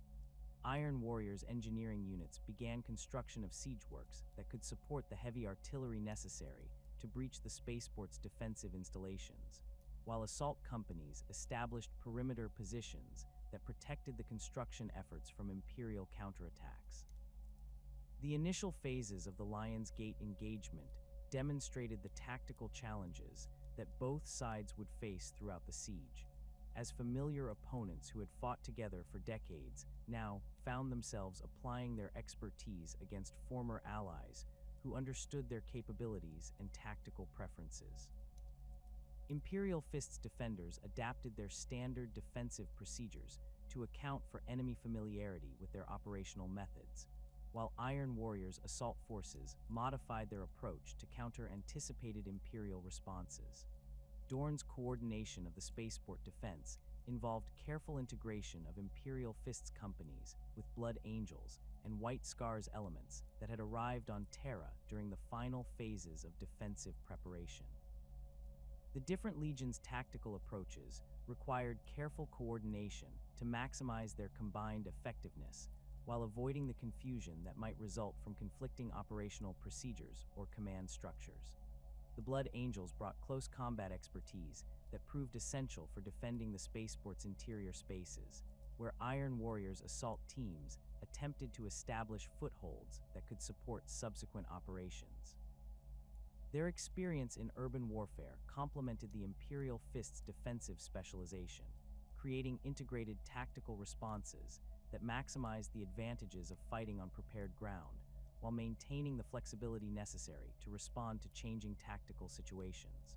White Scar's rapid response capabilities provided the mobility necessary to exploit tactical opportunities or reinforce threatened positions throughout the sprawling spaceport complex.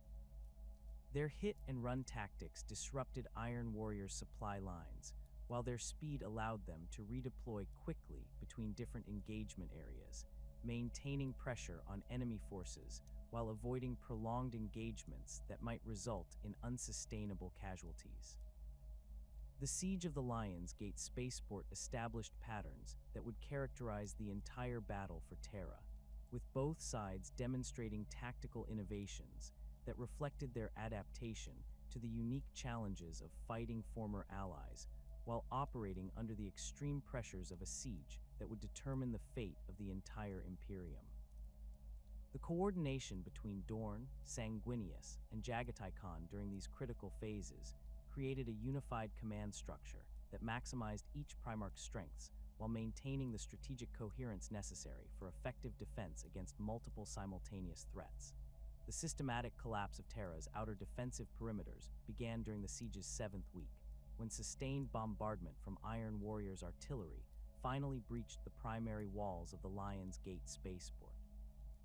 The massive fortress complex that had anchored the northern defensive sector for months crumbled under the weight of coordinated assault by siege specialists who understood every weakness in Imperial defensive architecture. Perdurabo's methodical approach had identified the critical structural points that supported the spaceport's defensive network, and his heavy guns had pounded those positions with relentless precision until the interconnected strongpoints could no longer maintain their integrated fields of fire. The loss of the Lion's Gate created a cascade failure throughout the northern approaches to the Imperial Palace, as enemy forces poured through the breach faster than Imperial defenders could establish new defensive lines. Iron Warriors' assault companies advanced through the rubble with mechanical efficiency, their modified power armor allowing them to operate in the toxic atmosphere that their bombardment had created, while Imperial Fists companies fell back towards secondary positions that lacked the prepared killing zones and interlocking fire patterns that had made the outer defenses so effective.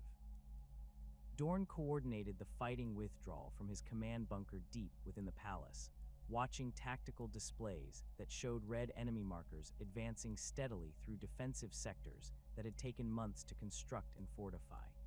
Each fallen position represented not only lost ground, but also the destruction of carefully integrated defensive systems that could not be quickly replaced or replicated in the inner defensive zones. The tactical situation deteriorated with each passing hour as traitor forces consolidated their gains, while Imperial defenders struggled to establish coherent defensive lines, using positions that had been designed as fallback options rather than primary strongpoints. The Eternity Wall spaceport held longer than the Lion's Gate, its defenders benefiting from the lessons learned during the northern sector's collapse and the additional time available for final defensive preparations. Blood Angels companies under Sanguinius's direct command transformed the spaceport's interior into a maze of interconnected strongpoints that channeled attacking forces into predetermined killing zones, while providing defenders with protected routes for tactical redeployment and supply distribution. The Angels' tactical genius proved essential for maximizing the defensive potential of positions that had not been designed for sustained siege warfare. World Eater's assault companies that attacked the Eternity Wall demonstrated the complete transformation that Angron's Legion had undergone since the beginning of the rebellion. Their assault techniques abandoned the disciplined coordination that had once characterized Space Marine warfare, replaced by frenzied charges that relied on overwhelming aggression and modified weaponry that seemed designed more for causing maximum carnage than achieving tactical objectives. The Berserkers showed no concern for casualties or tactical coordination, pressing their attacks with mechanical fury that continued even when their formations suffered devastating losses. The psychological impact of fighting these transformed enemies proved as challenging as their enhanced combat capabilities. Blood Angels defenders found themselves engaging opponents who displayed no response to pain or tactical pressure, continuing their attacks even when suffering wounds that would have incapacitated normal Space Marines. The World Eaters modified weaponry-incorporated technologies that seemed designed to cause maximum suffering rather than clean kills, creating additional psychological pressure on Imperial defenders who witnessed the effects of these weapons on their battle brothers. Sanguinius adapted his tactical approach to account for enemy behavior that no longer followed predictable patterns, developing new techniques for channeling berserker charges into areas where their aggression could be contained and neutralized through coordinated defensive fire. The Angels' understanding of close combat dynamics proved essential for creating defensive positions that could absorb the impact of World Eaters' assaults while maintaining the structural integrity necessary for continued resistance. The coordination between Blood Angels and Imperial Fists companies during the Eternity Wall's defense demonstrated how different Legion tactical doctrines could be integrated within unified defensive frameworks. Imperial Fists' heavy weapons specialists provided the sustained firepower necessary to break up World Eaters' formations before they reached defensive positions, while Blood Angels' assault companies conducted counterattacks that exploited gaps in enemy formations created by their own undisciplined advance. As the outer defenses crumbled under sustained enemy pressure, Dorn implemented the final phase of his defensive strategy by ordering a general withdrawal to the inner palace sanctum. This decision represented the abandonment of months of construction work and defensive preparation, but the tactical situation no longer supported continued resistance in positions that had been compromised by the loss of their supporting strongpoints and integrated fire control systems. The withdrawal required precise coordination to prevent the orderly retreat from degenerating into a rout that would allow enemy forces to pursue retreating Imperial units and destroy them piecemeal. Imperial Fists companies conducted fighting withdrawals that maintained contact with enemy forces while gradually falling back toward prepared positions, using predetermined routes that had been surveyed and prepared during the defensive construction phase. Demolition teams destroyed critical infrastructure and supply depots to deny their use to advancing enemy forces while creating obstacles that would slow their pursuit of retreating Imperial units. The inner palace sanctum represented Dorn's final defensive masterpiece, a concentrated network of interconnected strongpoints that maximized the defensive potential of the palace's ancient architecture while incorporating modern weapon systems and communication networks. The sanctum's defensive positions had been carved from the palace's bedrock foundations, creating underground networks that could support continued resistance even if surface positions were overrun or destroyed by enemy bombardment. The palace's throne room became the ultimate redoubt, its massive doors and ancient walls reinforced with the most advanced defensive technologies available to Imperial engineers. The chamber's symbolic significance as the heart of Imperial power made it the natural focus for the siege's final phase, while its physical characteristics provided defensive advantages that could be exploited by troops fighting from prepared positions against enemies forced to attack through narrow approaches. Within the sanctum, Dorn established his final command post in chambers that had been excavated from the living rock beneath the palace's oldest foundations. The command center's communication systems maintained contact with surviving defensive positions throughout Terra, while coordinating with Imperial fleet elements that continued to operate despite enemy orbital superiority. The facility's defensive systems could operate independently, even if surface installations were completely destroyed, ensuring that command and control capabilities would survive until the siege's final moments. The Emperor's withdrawal to the deepest levels of the palace during the siege's final phases removed him from direct involvement in tactical decision-making, while he focused on mysterious projects that required his complete attention. The responsibility for coordinating Terra's defense fell entirely on the Primarchs who remained active in military operations, with Dorn serving as the senior commander responsible for overall strategic coordination, while Sanguinius and Jagatai Khan managed specific operational areas. Reports from surviving observation posts described the systematic destruction of Terra's surface infrastructure as enemy forces consolidated their control over the areas surrounding the palace. The traitor legions showed no concern for preserving the civilian population or maintaining the industrial facilities that had sustained Terra's massive population, instead focusing on eliminating any potential sources of resistance or intelligence that might support continued Imperial operations.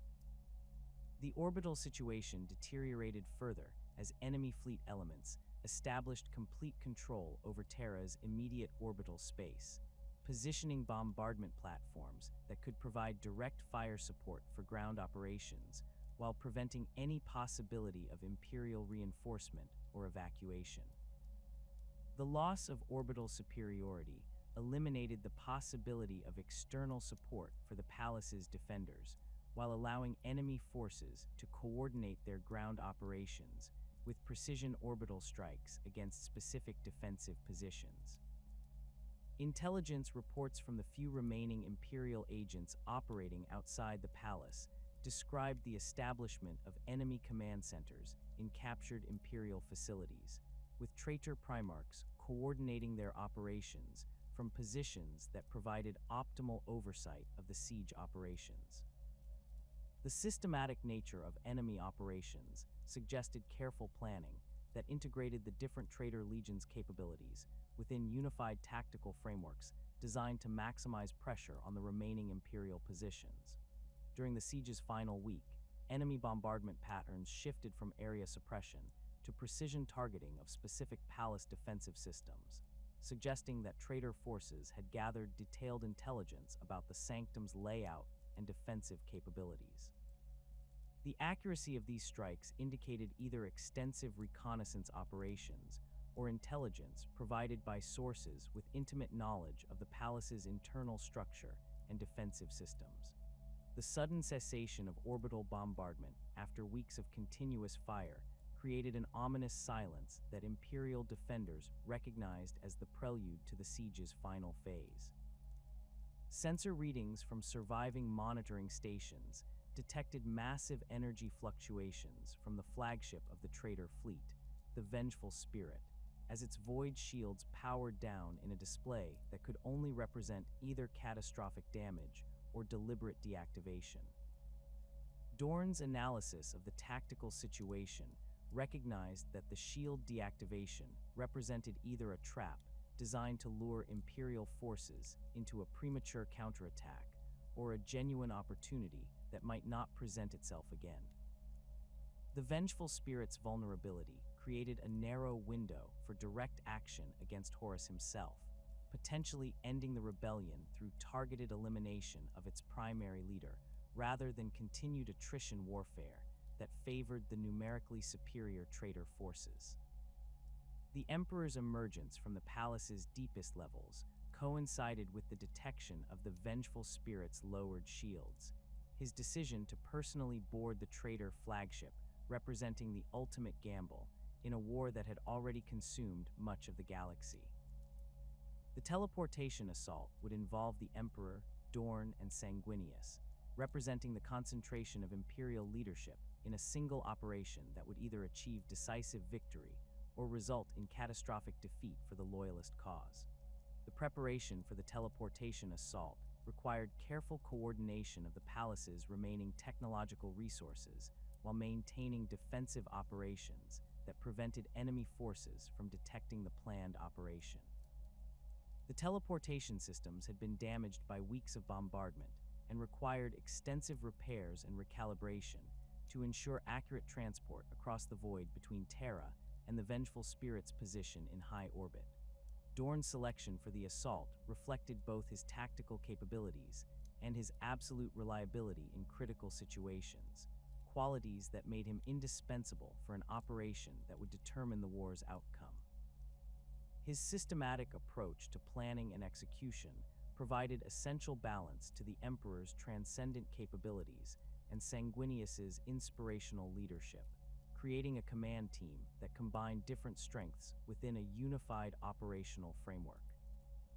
The teleportation itself occurred during a brief window when enemy sensor coverage was disrupted by the ongoing orbital bombardment of Terra's surface, allowing the Imperial strike team to materialize aboard the vengeful spirit without immediate detection by the ship's security systems.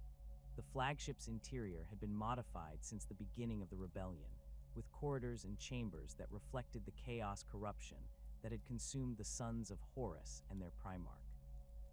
The initial advance through the ship's corridors revealed the extent to which Horus's flagship had been transformed by chaos influences, with architectural modifications that violated rational design principles, while incorporating symbols and decorative elements that seemed designed to disturb and disorient intruders. The ship's atmosphere carried scents and sounds that triggered psychological responses in even the Emperor's superhuman companions, requiring constant mental discipline to maintain focus on the mission's tactical objectives.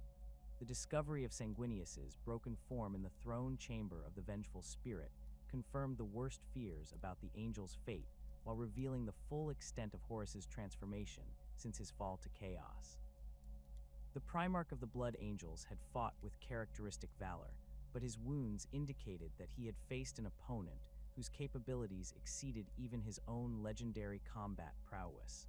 The sight of the angel's death provided grim evidence of what awaited the Emperor in his confrontation with his most favored son. The Emperor's condition following his battle with Horus defied immediate comprehension, his form bearing injuries that seemed to transcend physical damage, while his consciousness flickered between awareness and something approaching catatonia. Dorn's assessment of his father's wounds revealed damage that affected not only the Emperor's physical form, but also the psychic essence that had made him the master of humanity's destiny. The injuries suggested a confrontation that had involved forces beyond normal understanding, leaving the Emperor's survival uncertain despite his apparent victory over the traitor Warmaster. The retrieval of the Emperor's broken form from the vengeful spirit required immediate medical attention that exceeded the capabilities of conventional Imperial technology, while the tactical situation on Terra demanded continued military leadership that could coordinate the Loyalist response to Horus's death and the rebellion's potential collapse. Dorn found himself responsible for both his father's survival and the Imperium's continued existence, facing challenges that would test every aspect of his training and character in the crucial hours that would determine humanity's future. The Emperor's broken form lay within the most advanced medical facilities that Terra could provide, his condition defying every attempt at conventional treatment, while his consciousness flickered between moments of terrible clarity and periods of complete absence. The injuries sustained during his confrontation with Horus transcended physical damage, affecting the psychic essence that had sustained his millennia-long guidance of humanity. Imperial physicians and tech priests worked frantically to stabilize his condition, but their efforts could only slow the deterioration rather than reverse the fundamental damage that threatened to claim the master of mankind. Dorn stood vigil beside the Emperor's medical chamber, his methodical mind struggling to process the implications of his father's condition, while simultaneously coordinating the immediate response to Horus's death and the rebellion's sudden collapse. Reports from across the galaxy described traitor forces abandoning their positions or turning on each other as news of the War Master's defeat spread through astropathic networks. The systematic coordination that had characterized the rebellion dissolved into chaotic retreat as individual legion commanders pursued their own survival rather than continuing a war that had lost its central leadership. The Praetorian of Terra found himself bearing responsibilities that exceeded even his considerable capabilities, as the practical governance of the Imperium fell to him while the Emperor's condition remained uncertain. The administrative apparatus that had managed humanity's expansion across the galaxy required constant oversight and decision-making authority that had previously resided solely with the Emperor himself. Dorn's systematic approach to military command proved essential for managing these civilian responsibilities, though the scope of the task demanded adaptations to his established methods and procedures. The immediate priority involved coordinating the pursuit of fleeing traitor forces while preventing their escape to regions where they might regroup and resume hostilities. Imperial fleet elements throughout the galaxy received orders to intercept retreating enemy formations, engaging them before they could reach safe havens or establish new bases of operation. The coordination required for these simultaneous operations across multiple sectors tested Imperial communication networks that had been damaged by years of warfare and systematic sabotage. Dorn's approach to the Great Scouring reflected his characteristic emphasis on systematic planning and methodical execution rather than the vengeful pursuit that some Imperial commanders advocated. His strategic framework prioritized the elimination of organized traitor resistance, while minimizing the resources expended on hunting scattered remnants that posed no immediate threat to Imperial security. This measured response frustrated officers who sought immediate retribution for the rebellion's devastation, but Dorn's analysis indicated that premature commitment of forces to pursuit operations might leave critical Imperial territories vulnerable to secondary threats. The coordination between different loyal legions during the Scouring required careful attention to their varying approaches to warfare and justice. The Space Wolves under Leman Russ pursued fleeing traitors with characteristic ferocity, their hunt for Magnus and the Thousand Suns taking precedence over broader strategic considerations. The Dark Angels conducted their own mysterious operations that seemed focused on specific targets rather than general pursuit of enemy forces, while the Ultramarines worked to restore order and governance to worlds that had been devastated by the rebellion's passage. Imperial Fists companies participated in scouring operations throughout the galaxy, but their primary focus remained the reconstruction and fortification of critical Imperial territories rather than offensive pursuit of enemy remnants. Dorn recognized that the rebellion's end created opportunities for other threats to emerge, requiring defensive preparations that could protect Imperial worlds from Xeno's incursions or renewed human rebellion. The systematic approach to post-war reconstruction became as important as the military operations that eliminated remaining traitor forces. The discovery of the extent to which chaos corruption had penetrated Imperial institutions during the rebellion created additional challenges that required careful investigation and systematic purging. Worlds that had remained nominally loyal throughout the conflict showed evidence of cult activity and demon worship that suggested the rebellion's influence had extended far beyond the openly traitorous legions. The identification and elimination of these corrupted elements required techniques and procedures that Imperial forces had never previously needed to develop. Malcador the Sigillite's declining health during the immediate post-war period placed additional burdens on Dorn's already overwhelming responsibilities. The ancient psyker's efforts to maintain the Emperor's psychic projects while managing the administrative apparatus of imperial government had exhausted his considerable capabilities, leaving him increasingly unable to provide the guidance and support that had sustained imperial operations throughout the Great Crusade and Heresy. His eventual death created a void in imperial leadership that could not be easily filled by existing personnel or institutions. The establishment of the Golden Throne as the Emperor's permanent life support system represented a technological achievement that pushed imperial science to its absolute limits while creating a situation that no one had anticipated or prepared for. The massive psychic amplification device required constant maintenance and monitoring while consuming enormous amounts of energy and rare materials that strained imperial logistics networks. The Emperor's entombment within this mechanical marvel ensured his survival while fundamentally altering his relationship with the Imperium he had created. Dorn's psychological response to his father's condition manifested in an intensification of his already rigid adherence to duty and systematic approaches to problem solving. The Primarch's emotional discipline, which had always been formidable, became almost mechanical as he focused entirely on practical responsibilities while suppressing the grief and uncertainty that threatened to overwhelm his rational analysis of the situation. His interactions with other imperial leaders became increasingly formal and procedural, reflecting his retreat into the structured frameworks that provided stability in an uncertain environment. The practical implications of the Emperor's incapacitation extended far beyond emotional considerations to encompass fundamental questions about imperial governance and military command authority. The administrative systems that had managed the Great Crusade assumed direct oversight from the Emperor himself, requiring adaptations that could function without his constant guidance, while maintaining the efficiency and coordination that had characterized imperial operations. Dorn found himself making decisions that affected billions of lives while lacking the transcendent perspective that had guided his father's choices. The arrival of Roboute Guilliman on Terra with his proposals for the Codex Astartes created immediate tensions with Dorn's existing approaches to legion organization and military doctrine.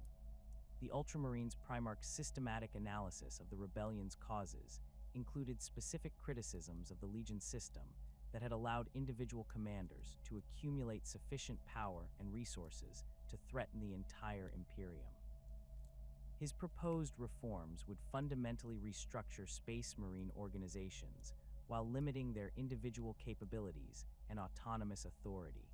Dorn's initial response to the Codex proposals reflected his instinctive resistance to changes that might compromise military effectiveness for political considerations. The Imperial Fists had proven their loyalty throughout the rebellion while maintaining the organizational structures and tactical doctrines that had made them effective defenders of imperial interests. The suggestion that these proven systems required modification to prevent future rebellions implied criticism of approaches that had successfully resisted chaos corruption, while other legions had fallen to treachery and madness. The debates between Dorn and Guilliman over the Codex implementation revealed fundamental philosophical differences about the nature of military organization and the relationship between individual capability and institutional loyalty. Guilliman's systematic approach emphasized standardized procedures and distributed authority that would prevent any single commander from accumulating dangerous levels of power, while Dorn's perspective prioritized proven effectiveness and the specialized capabilities that had been developed through decades of combat experience. The practical implications of the proposed Legion restructuring extended beyond organizational charts to encompass questions about combat doctrine, recruitment procedures, and the preservation of accumulated tactical knowledge. The Imperial Fists had developed specialized techniques and institutional traditions that reflected their unique role as the Emperor's Praetorians and Terra's primary defenders. The division of the Legion into smaller chapters might preserve some of these capabilities, while eliminating others that required larger organizational structures to maintain and develop. Dorn's resistance to the Codex proposals intensified as their implementation timeline became more definite, creating tensions within the imperial leadership that threatened to undermine the unity necessary for post-war reconstruction. His arguments against immediate restructuring emphasized the ongoing threats that required proven military capabilities rather than experimental organizational forms. The scouring operations continued to encounter organized traitor resistance that demanded coordinated responses by experienced formations rather than newly created chapters with limited operational history. The Iron Cage incident represented the culmination of Dorn's psychological struggle with the new order that was emerging from the rebellion's aftermath. His decision to lead the Imperial Fists into Perdurabo's trap reflected both his desire to prove his legion's continued relevance and his need to find some form of resolution to the guilt and frustration that had accumulated during the post-war period. The systematic nature of the trap suggested that his brother had understood these psychological pressures and exploited them with characteristic precision.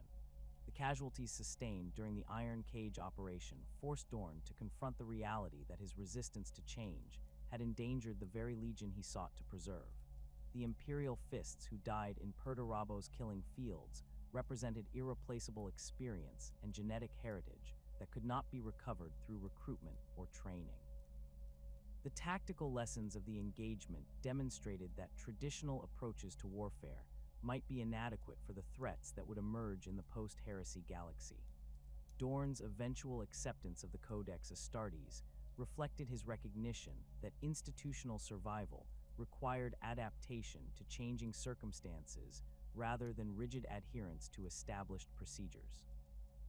The division of the Imperial Fists into the successor chapters represented a fundamental transformation of his life's work, while ensuring that essential capabilities and traditions would survive in modified forms. The process required careful attention to preserving critical knowledge and maintaining operational continuity during the transition period. The establishment of the Imperial Fists chapter as the primary successor organization allowed Dorn to maintain direct oversight of Terra's defense, while adapting to the reduced scope of authority that the Codex system imposed. The chapter's continued responsibility for the Imperial Palace and Sol system provided continuity with their traditional role while demonstrating compliance with the new organizational requirements. The selection of personnel for leadership positions within the new structure required careful evaluation of individual capabilities and institutional loyalty. The creation of successor chapters from Imperial Fists, Gene's Seed, involved complex decisions about the distribution of specialized knowledge and equipment that had accumulated during the Legion's history. The Black Templars received authorization to maintain crusading fleets that could respond to threats throughout the galaxy, while the Crimson Fists established fortress monasteries that continued the tradition of systematic defensive warfare. Each successor organization inherited specific aspects of the parent legion's capabilities while developing their own institutional identity and tactical specializations.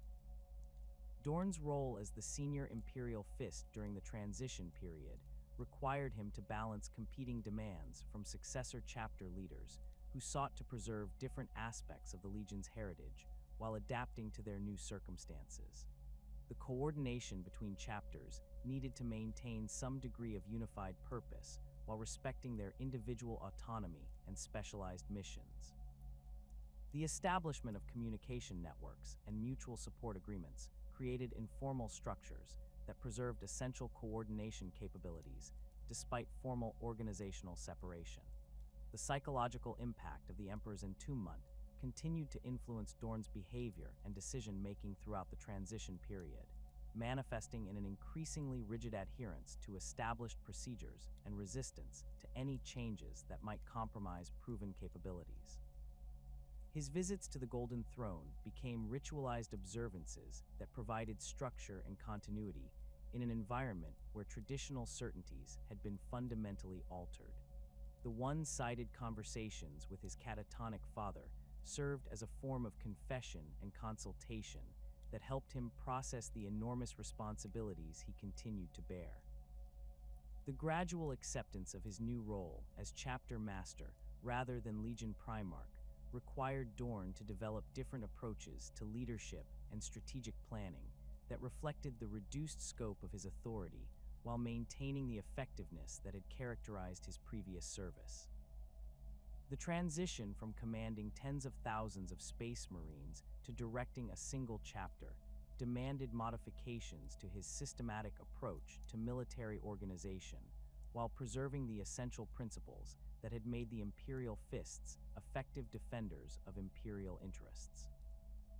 The years following the Emperor's entombment upon the Golden Throne witnessed Dorn's increasing isolation within the emerging Imperial hierarchy, as his rigid adherence to pre-heresy organizational structures placed him at odds with the systematic reforms that Robute Guilliman championed throughout the recovering Imperium. The Ultramarines Primarch's Codex Astartes represented more than mere military reorganization. It embodied a fundamental philosophical shift away from the concentrated power structures that had enabled the heresy's devastating scope. Where Dorn saw proven effectiveness and institutional loyalty, Guilliman perceived dangerous vulnerabilities that required immediate correction through enforced standardization and distributed authority.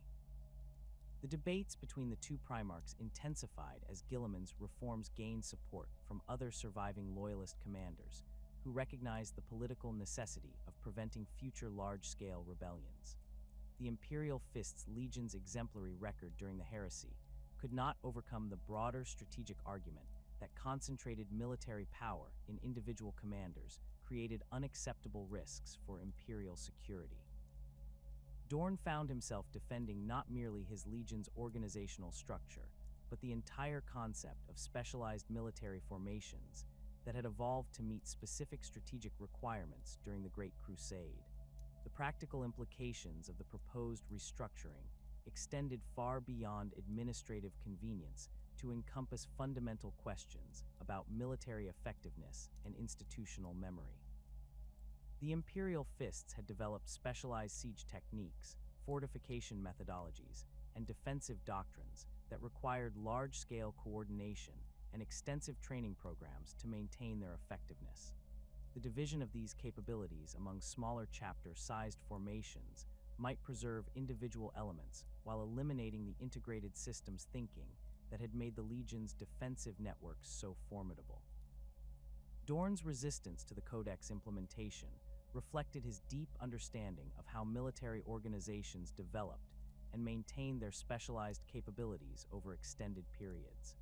The Imperial Fists' expertise in siege warfare had evolved through decades of practical experience, with lessons learned in each campaign being incorporated into training protocols and tactical doctrines that were passed down through the Legion's institutional structure. The proposed chapter system might maintain some of these traditions while losing the comprehensive approach that had made them effective against the most sophisticated enemy fortifications.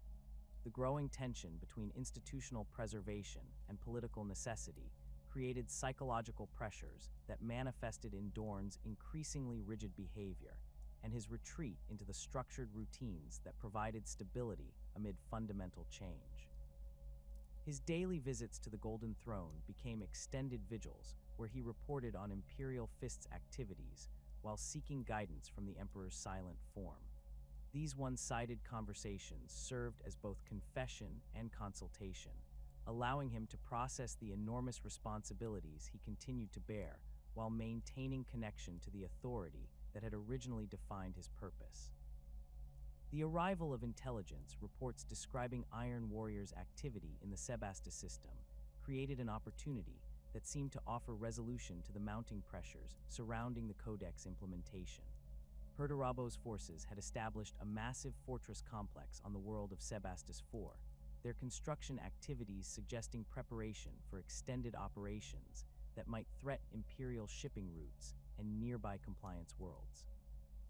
The fortress represented exactly the type of challenge that suited Imperial Fists' capabilities, requiring systematic analysis and coordinated siege operations that demonstrated the continued relevance of legion-scale military formations.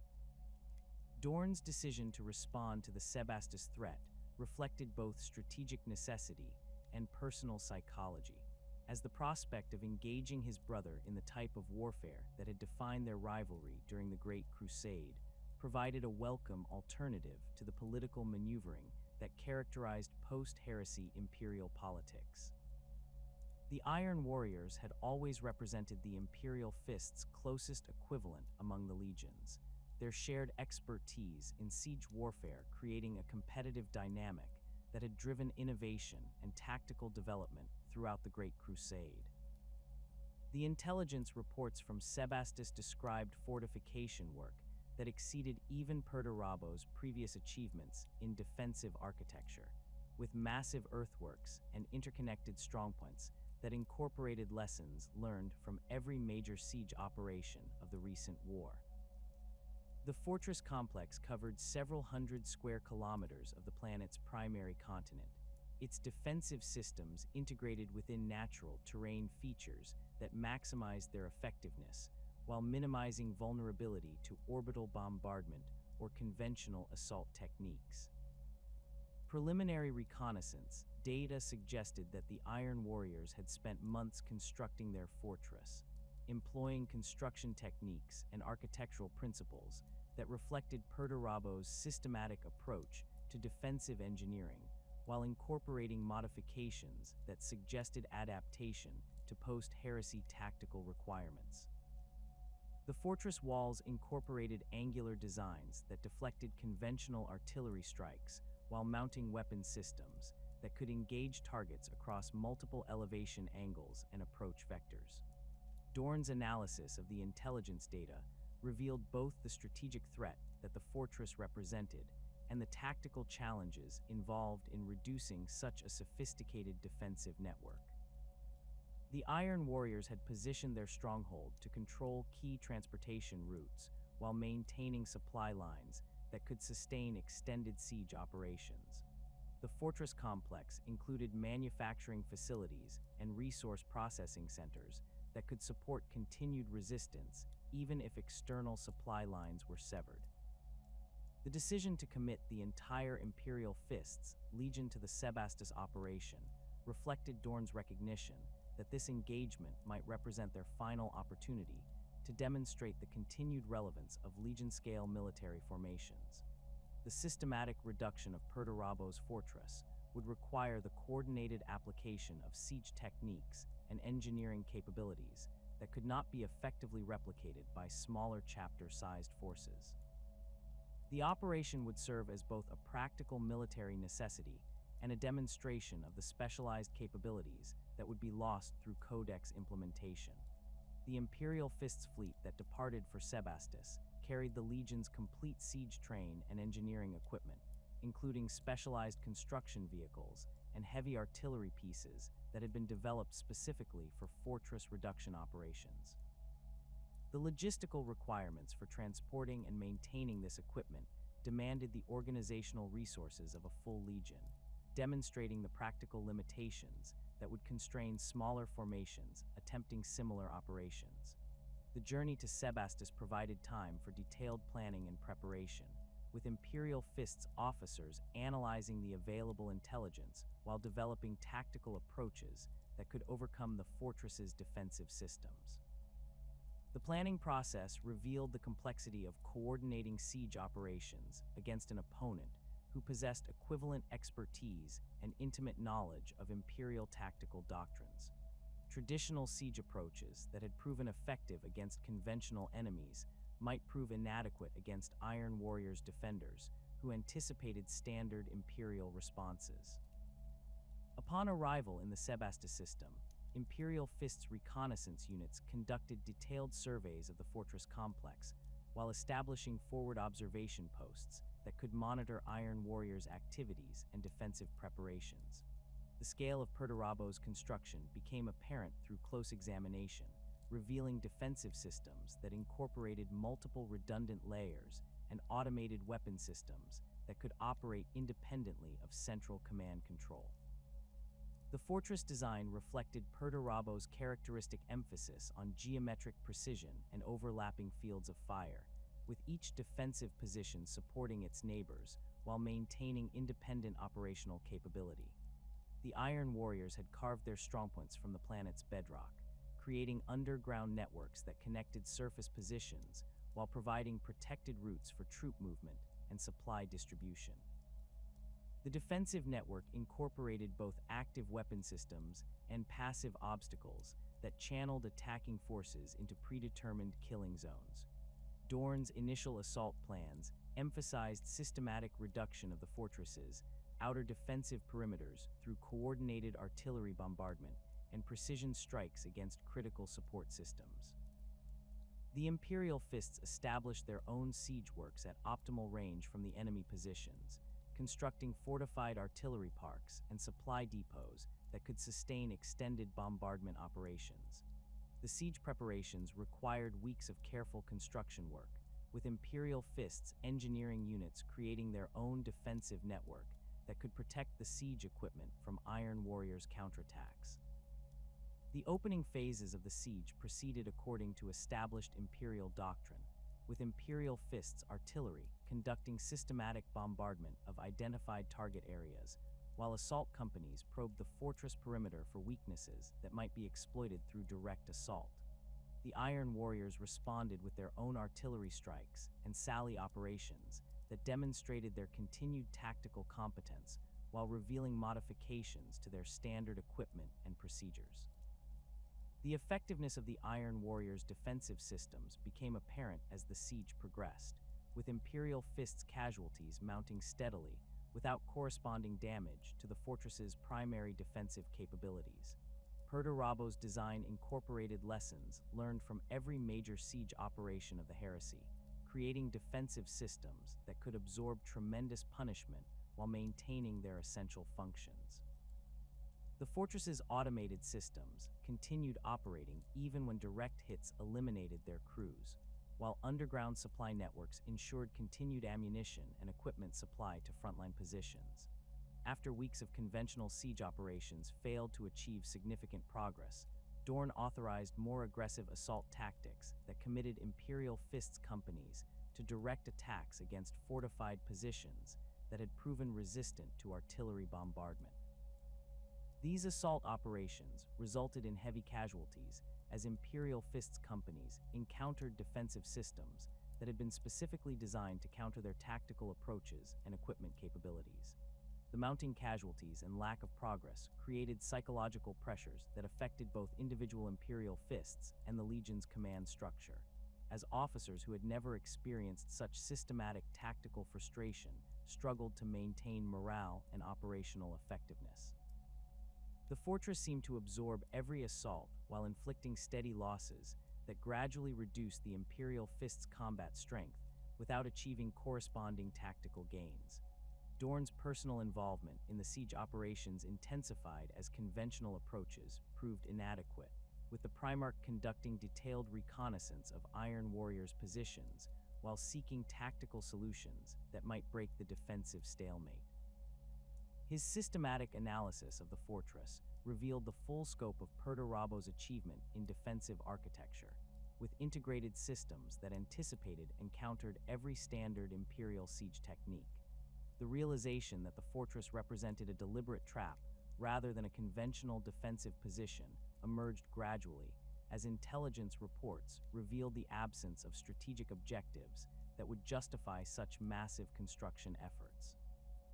The Iron Warriors had invested enormous resources in creating a fortress that served no apparent strategic purpose beyond attracting Imperial attention and providing a battlefield that maximized their defensive advantages while minimizing Imperial tactical options. The psychological dimensions of Perdurabo's trap became apparent as Dorn recognized that his brother had understood the personal and institutional pressures that would drive the Imperial Fists to accept such a challenge regardless of its strategic merit. The fortress had been designed not merely as a defensive position, but as a killing ground that could destroy the Imperial Fists through systematic attrition while demonstrating the futility of their traditional approaches to siege warfare.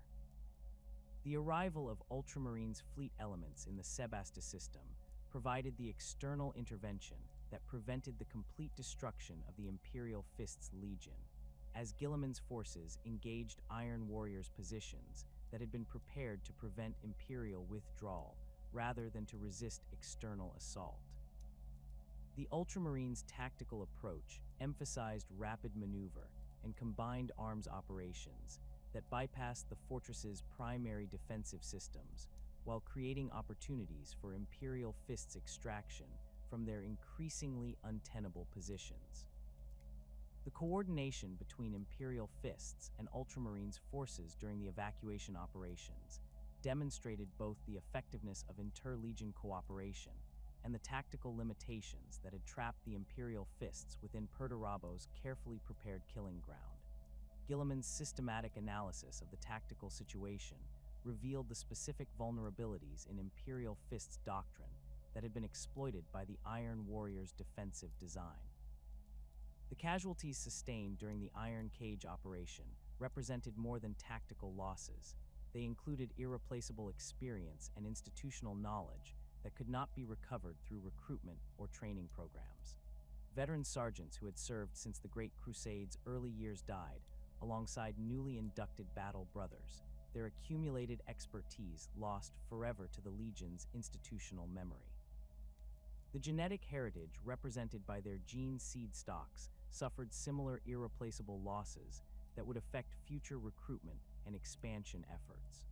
Dorn's psychological response to the Iron Cage disaster manifested in a fundamental reassessment of his resistance to the Codex Astartes and the institutional changes it represented. The tactical lessons of the engagement demonstrated that rigid adherence to established procedures might be inadequate for the threats that would emerge in the post-heresy galaxy, while the strategic implications revealed the dangers of allowing personal pride to override practical military considerations. The acceptance of the Codex implementation that followed the Iron Cage represented more than mere compliance with Imperial directives. It embodied Dorn's recognition that institutional survival required adaptation to changing circumstances rather than stubborn preservation of traditional approaches. The division of the Imperial Fists into successor chapters would preserve essential capabilities and traditions while eliminating the concentrated authority structures that had enabled both the heresy's scope and his own tactical inflexibility. The process of Legion division required careful attention to preserving critical knowledge and maintaining operational continuity during the transition period, with experienced officers distributed among successor chapters to ensure that essential capabilities would survive in modified forms. The Imperial Fists chapter retained responsibility for Terra's defense and the Imperial Palace, providing continuity with their traditional role while demonstrating compliance with the new organizational requirements. The final years of Rogal Dorn's recorded presence within the Imperium were marked by a gradual withdrawal from the political complexities that had defined the post-heresy reconstruction period. Having accepted the necessity of the Codex Astartes and overseen the division of his beloved legion into successor chapters, the Primarch found himself occupying a role that bore little resemblance to his previous position as the Emperor's Praetorian. The Imperial Fists chapter, while maintaining their traditional responsibility for Terra's defense, operated within constraints that limited their scope and authority to a fraction of what the Legion had once commanded. Dorn's adaptation to these reduced circumstances reflected his characteristic systematic approach to problem solving, as he methodically restructured his daily routines and operational procedures to accommodate the new organizational realities. His quarters within the Imperial Palace were relocated to sections that better suited a chapter master rather than a Legion Primarch, though he maintained his regular visits to the Golden Throne, where the Emperor's broken form remained sustained by the massive life support machinery that had become the focal point of Imperial governance. The establishment of the successor chapters required ongoing coordination that tested Dorn's ability to maintain influence without formal authority over the organizations that had emerged from his legion's division. The Black Templars had embraced a crusading philosophy that took them far from Terra, their fleets ranging across the galaxy in pursuit of enemies that threatened imperial worlds. Their High Marshal Sigismund maintained communication with his Gene Father, but the practical demands of their eternal crusade limited opportunities for direct coordination or strategic planning. The Crimson Fists established their fortress monastery on Rin's world, creating a stronghold that embodied many of the defensive principles that Dorn had developed during his centuries of military service. Their approach to recruitment and training preserved essential elements of Imperial Fists doctrine while adapting to the specific requirements of their new homeworld and strategic position. The chapter's emphasis on defensive warfare and systematic fortress construction maintained direct continuity with the parent legion's specializations. The Imperial Fists themselves continued their traditional role as Terra's primary defenders, but the scope of their responsibilities had been fundamentally altered by the political and military changes that followed the heresy. Where the Legion had once coordinated defensive operations across multiple sectors while maintaining the massive construction projects that fortified critical Imperial worlds, the chapter focused primarily on the Sol system and the specific requirements of protecting the Imperial Palace and its immediate surroundings. Dorn's relationship with his successor chapters evolved into a complex balance between paternal guidance and institutional independence, as each organization developed its own identity while maintaining genetic and doctrinal connections to their common origin. The Primarch's systematic mind struggled with the reduced scope of his direct authority, but his sense of duty compelled him to support his Gene Son's autonomous development rather than attempting to maintain the centralized control that had characterized Legion operations. The ongoing threats that emerged during the early centuries of Imperial recovery required responses that tested the effectiveness of the Codex system while demonstrating both its strengths and limitations. Xeno's incursions that had been contained through coordinated Legion operations now required cooperation between multiple chapters, whose individual capabilities might be insufficient for the largest threats. The Iron Warriors' continued raids from the Eye of Terror presented particular challenges, as their systematic approach to warfare exploited the reduced coordination capabilities that resulted from chapter-level organization. Dorn's analysis of these evolving threats led him to develop new approaches to inter-chapter cooperation that worked within Codex constraints while maximizing the combined effectiveness of Imperial Fist successor organizations. His strategic planning incorporated lessons learned from the Iron Cage disaster, emphasizing flexible tactical responses and systematic intelligence gathering that could prevent similar tactical surprises. The coordination networks he established among successor chapters created informal structures that preserved essential capabilities despite formal organizational separation. The Black Crusades that began emerging from the Eye of Terror during this period presented existential threats that required responses exceeding the capabilities of individual chapters or even regional Imperial forces. The first major incursion led by Abaddon, the Despoiler, tested Imperial defensive systems that had been rebuilt according to post-heresy organizational principles, revealing both the effectiveness of distributed command structures and their limitations when facing coordinated threats of unprecedented scale.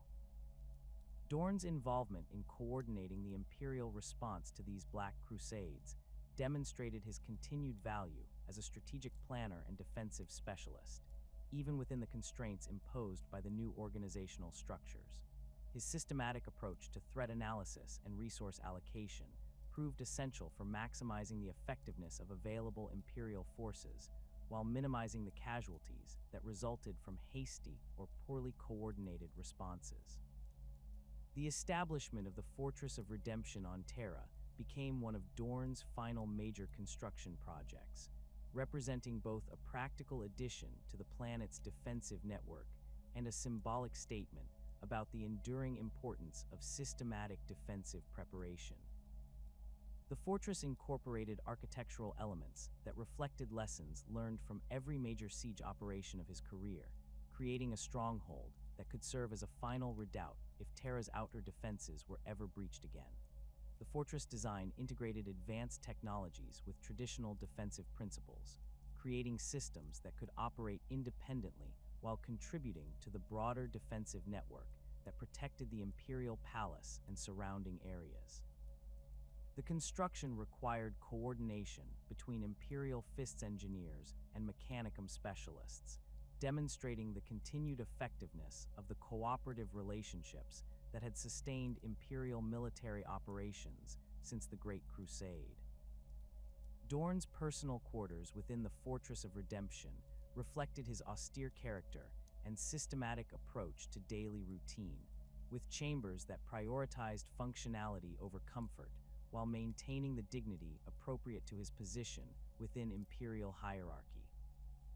The fortress library contained copies of every significant military treatise and defensive manual that had been developed during his service, creating a repository of tactical knowledge that could be accessed by future generations of Imperial defenders. The training facilities established within the fortress became centers for advanced instruction in siege warfare and defensive architecture, with Imperial Fists veterans sharing their expertise with officers from other chapters and Imperial Guard regiments. The curriculum emphasized systematic analysis and methodical planning rather than individual heroics, reflecting Dorn's understanding that effective defense required coordinated effort rather than exceptional individual performance. During the 32nd millennium, reports began reaching Terra of massive enemy fleet movements in the galactic north, where Chaos forces were massing for what appeared to be another major offensive against Imperial territory. The intelligence suggested coordination between multiple traitor factions and the involvement of demon princes whose capabilities exceeded those of conventional enemy commanders. The threat assessment indicated that this incursion might surpass even the original Horus Heresy in its scope and destructive potential. Dorn's response to these reports reflected both his strategic expertise and his recognition of the personal responsibility that came with his unique position within Imperial hierarchy.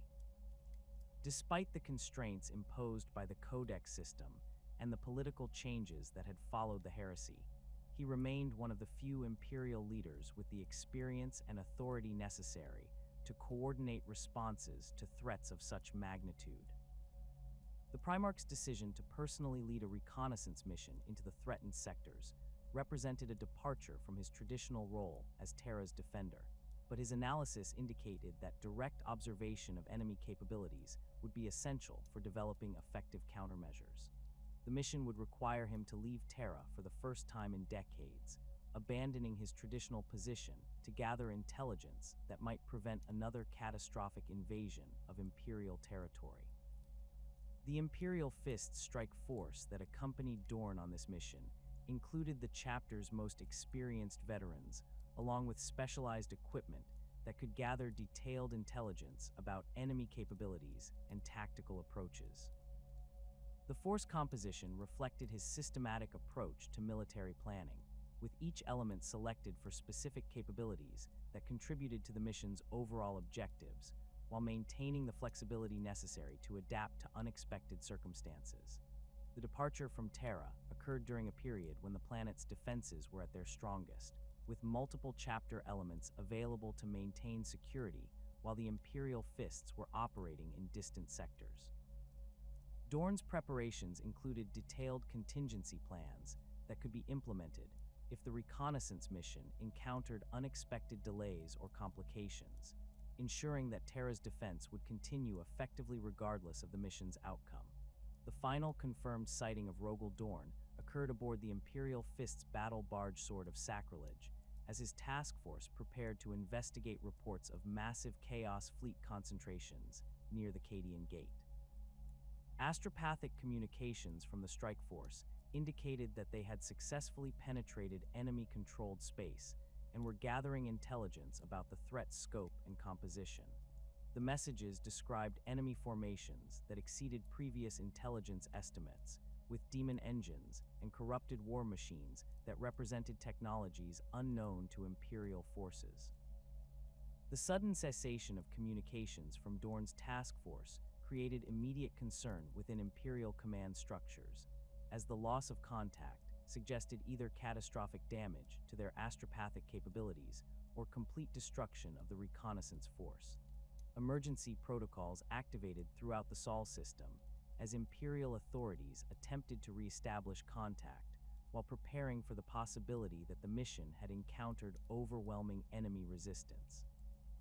Months passed without further communication from the missing task force, leading to the deployment of additional reconnaissance missions that attempted to trace their route and determine their fate. These follow-up operations discovered evidence of massive space battles in several systems along the strike force's projected path, with debris fields that included fragments bearing Imperial Fists heraldry mixed with unidentifiable wreckage that suggested encounters with unknown enemy technologies. The most significant discovery came from a derelict Imperial vessel found drifting in the outer reaches of a system that showed signs of recent large-scale combat. Within the ship's command center, search teams recovered what appeared to be a skeletal hand, bearing the distinctive scarring and augmetic modifications that matched detailed medical records of Rogal Dorn's physical characteristics. The appendage had been carefully preserved within a stasis field, suggesting deliberate placement rather than random battlefield debris. The authentication of the skeletal remains required extensive analysis by the most skilled apothecaries and tech adepts available to Imperial authorities, with genetic testing and comparison to archived biological samples confirming the identity of the recovered remains. The condition of the hand suggested that it had been severed in combat, though the circumstances that led to such an injury could only be speculated upon based on the limited evidence available from the discovery site. The recovery of Dorn's hand became a sacred relic for the Imperial Fists and their successor chapters, with the artifact housed within the most secure vaults of the Imperial Palace, while serving as a focal point for ceremonies and remembrances that honored the Primarch's sacrifice. The hand's preservation within specialized reliquaries allowed chapter members to maintain spiritual connection with their Gene Father, while acknowledging the reality of his apparent death in service to the Imperium. The impact of Dorn's disappearance extended far beyond the immediate grief experienced by his Gene sons, affecting Imperial defensive doctrine and strategic planning throughout the galaxy. His systematic approaches to fortification and siege warfare had become integral to Imperial military thinking, with his principles and methodologies forming the foundation for defensive installations on thousands of worlds. The loss of his direct guidance created gaps in institutional knowledge that could not be easily replaced through conventional training or theoretical study. The Imperial Fists chapter adapted to their Gene Father's absence by institutionalizing the systematic approaches he had developed, creating training protocols and operational procedures that preserved his methodologies while allowing for adaptation to changing tactical requirements. The chapter's fortress monasteries became centers for the study and development of defensive architecture, with each generation of Imperial Fists adding to the accumulated knowledge while maintaining the fundamental principles that Dorn had established. The successor chapters responded to their Primarch's disappearance according to their individual characteristics and operational requirements. The Black Templars intensified their eternal crusade, viewing their Gene Father's sacrifice as validation of their aggressive pursuit of the Imperium's enemies throughout the galaxy. Their High Marshals declared that Dorn's spirit continued to guide their operations, with battlefield successes interpreted as evidence of his ongoing presence despite his physical absence. The Crimson Fists established memorial chambers within their fortress monastery that served as both shrines to their lost Primarch and repositories for the tactical knowledge he had developed throughout his career. The chapter's librarians worked to preserve every available record of Dorn's strategic thinking and defensive innovations, creating archives that could be accessed by future generations of Imperial defenders who might face similar challenges. The enduring influence of Dorn's architectural and defensive principles became evident throughout the expanding Imperium, as worlds incorporated his methodologies into their own fortification projects. The standardized fortress designs that he had developed during the Great Crusade provided templates that could be adapted to diverse planetary environments while maintaining the systematic approaches that had proven effective against the most sophisticated enemy siege techniques. Imperial military academies throughout the galaxy continued to study Dorn's campaigns and tactical innovations, with his systematic approach to defensive warfare becoming a cornerstone of officer training programs. The emphasis on methodical planning and coordinated response that had characterized his leadership style influenced generations of Imperial commanders who might never have served directly under his command, but benefited from the institutional knowledge he had created. The mythology that developed around Dorn's disappearance reflected the broader Imperial tendency to transform historical figures into objects of veneration and spiritual inspiration. Stories circulated throughout Imperial territory describing his continued presence in moments of desperate defense, with fortress commanders reporting guidance that seemed to exceed their own tactical knowledge during critical siege operations. These accounts, while lacking empirical verification, served important psychological functions for Imperial defenders facing overwhelming odds. The theological implications of Dorn's fate became subjects of debate within Imperial ecclesiastical circles, as scholars attempted to reconcile his apparent death with the broader Imperial mythology that surrounded the Emperor's sons. Some interpretations suggested that his sacrifice had achieved a form of spiritual transcendence that allowed continued influence over Imperial affairs, while others maintained that his example provided sufficient inspiration without requiring supernatural intervention. The practical legacy of Dorn's service to the Imperium remained evident in the countless fortifications, defensive networks, and strategic installations that bore the mark of his systematic approach to military architecture. From the mighty walls of the Imperial Palace to frontier outposts on distant worlds, the principles he had developed continued to protect Imperial citizens and military personnel from threats that ranged from Xeno's invasions to chaos incursions. As the millennia passed and the Imperium faced increasingly desperate circumstances during the time of ending, the memory of Rogal Dorn's unwavering dedication to duty and systematic approach to seemingly impossible challenges provided inspiration for Imperial defenders throughout the galaxy. His legacy lived on not merely in the physical structures he had created or the tactical doctrines he had developed, but in the fundamental understanding that effective defense required more than courage and determination. It demanded the methodical application of intelligence, planning, and coordinated effort that he had embodied throughout his service as the Emperor's Praetorian. The return of other Primarchs during the closing years of the 41st millennium sparked renewed speculation about Dorn's potential resurrection or return from whatever fate had claimed him during his final mission. The precedents established by Robute Guilliman's revival and the Lion's awakening suggested that death might not represent the final end for the Emperor's gene-crafted sons, offering hope that the Praetorian of Terra might yet return when the Imperium's need was greatest. Until that day, his legacy endures in every fortress wall, every defensive strategy, and every act of unwavering duty performed by those who serve in his name, ensuring that the systematic dedication to humanity's protection that defined his existence continues to shield the Imperium against the darkness that threatens to consume it.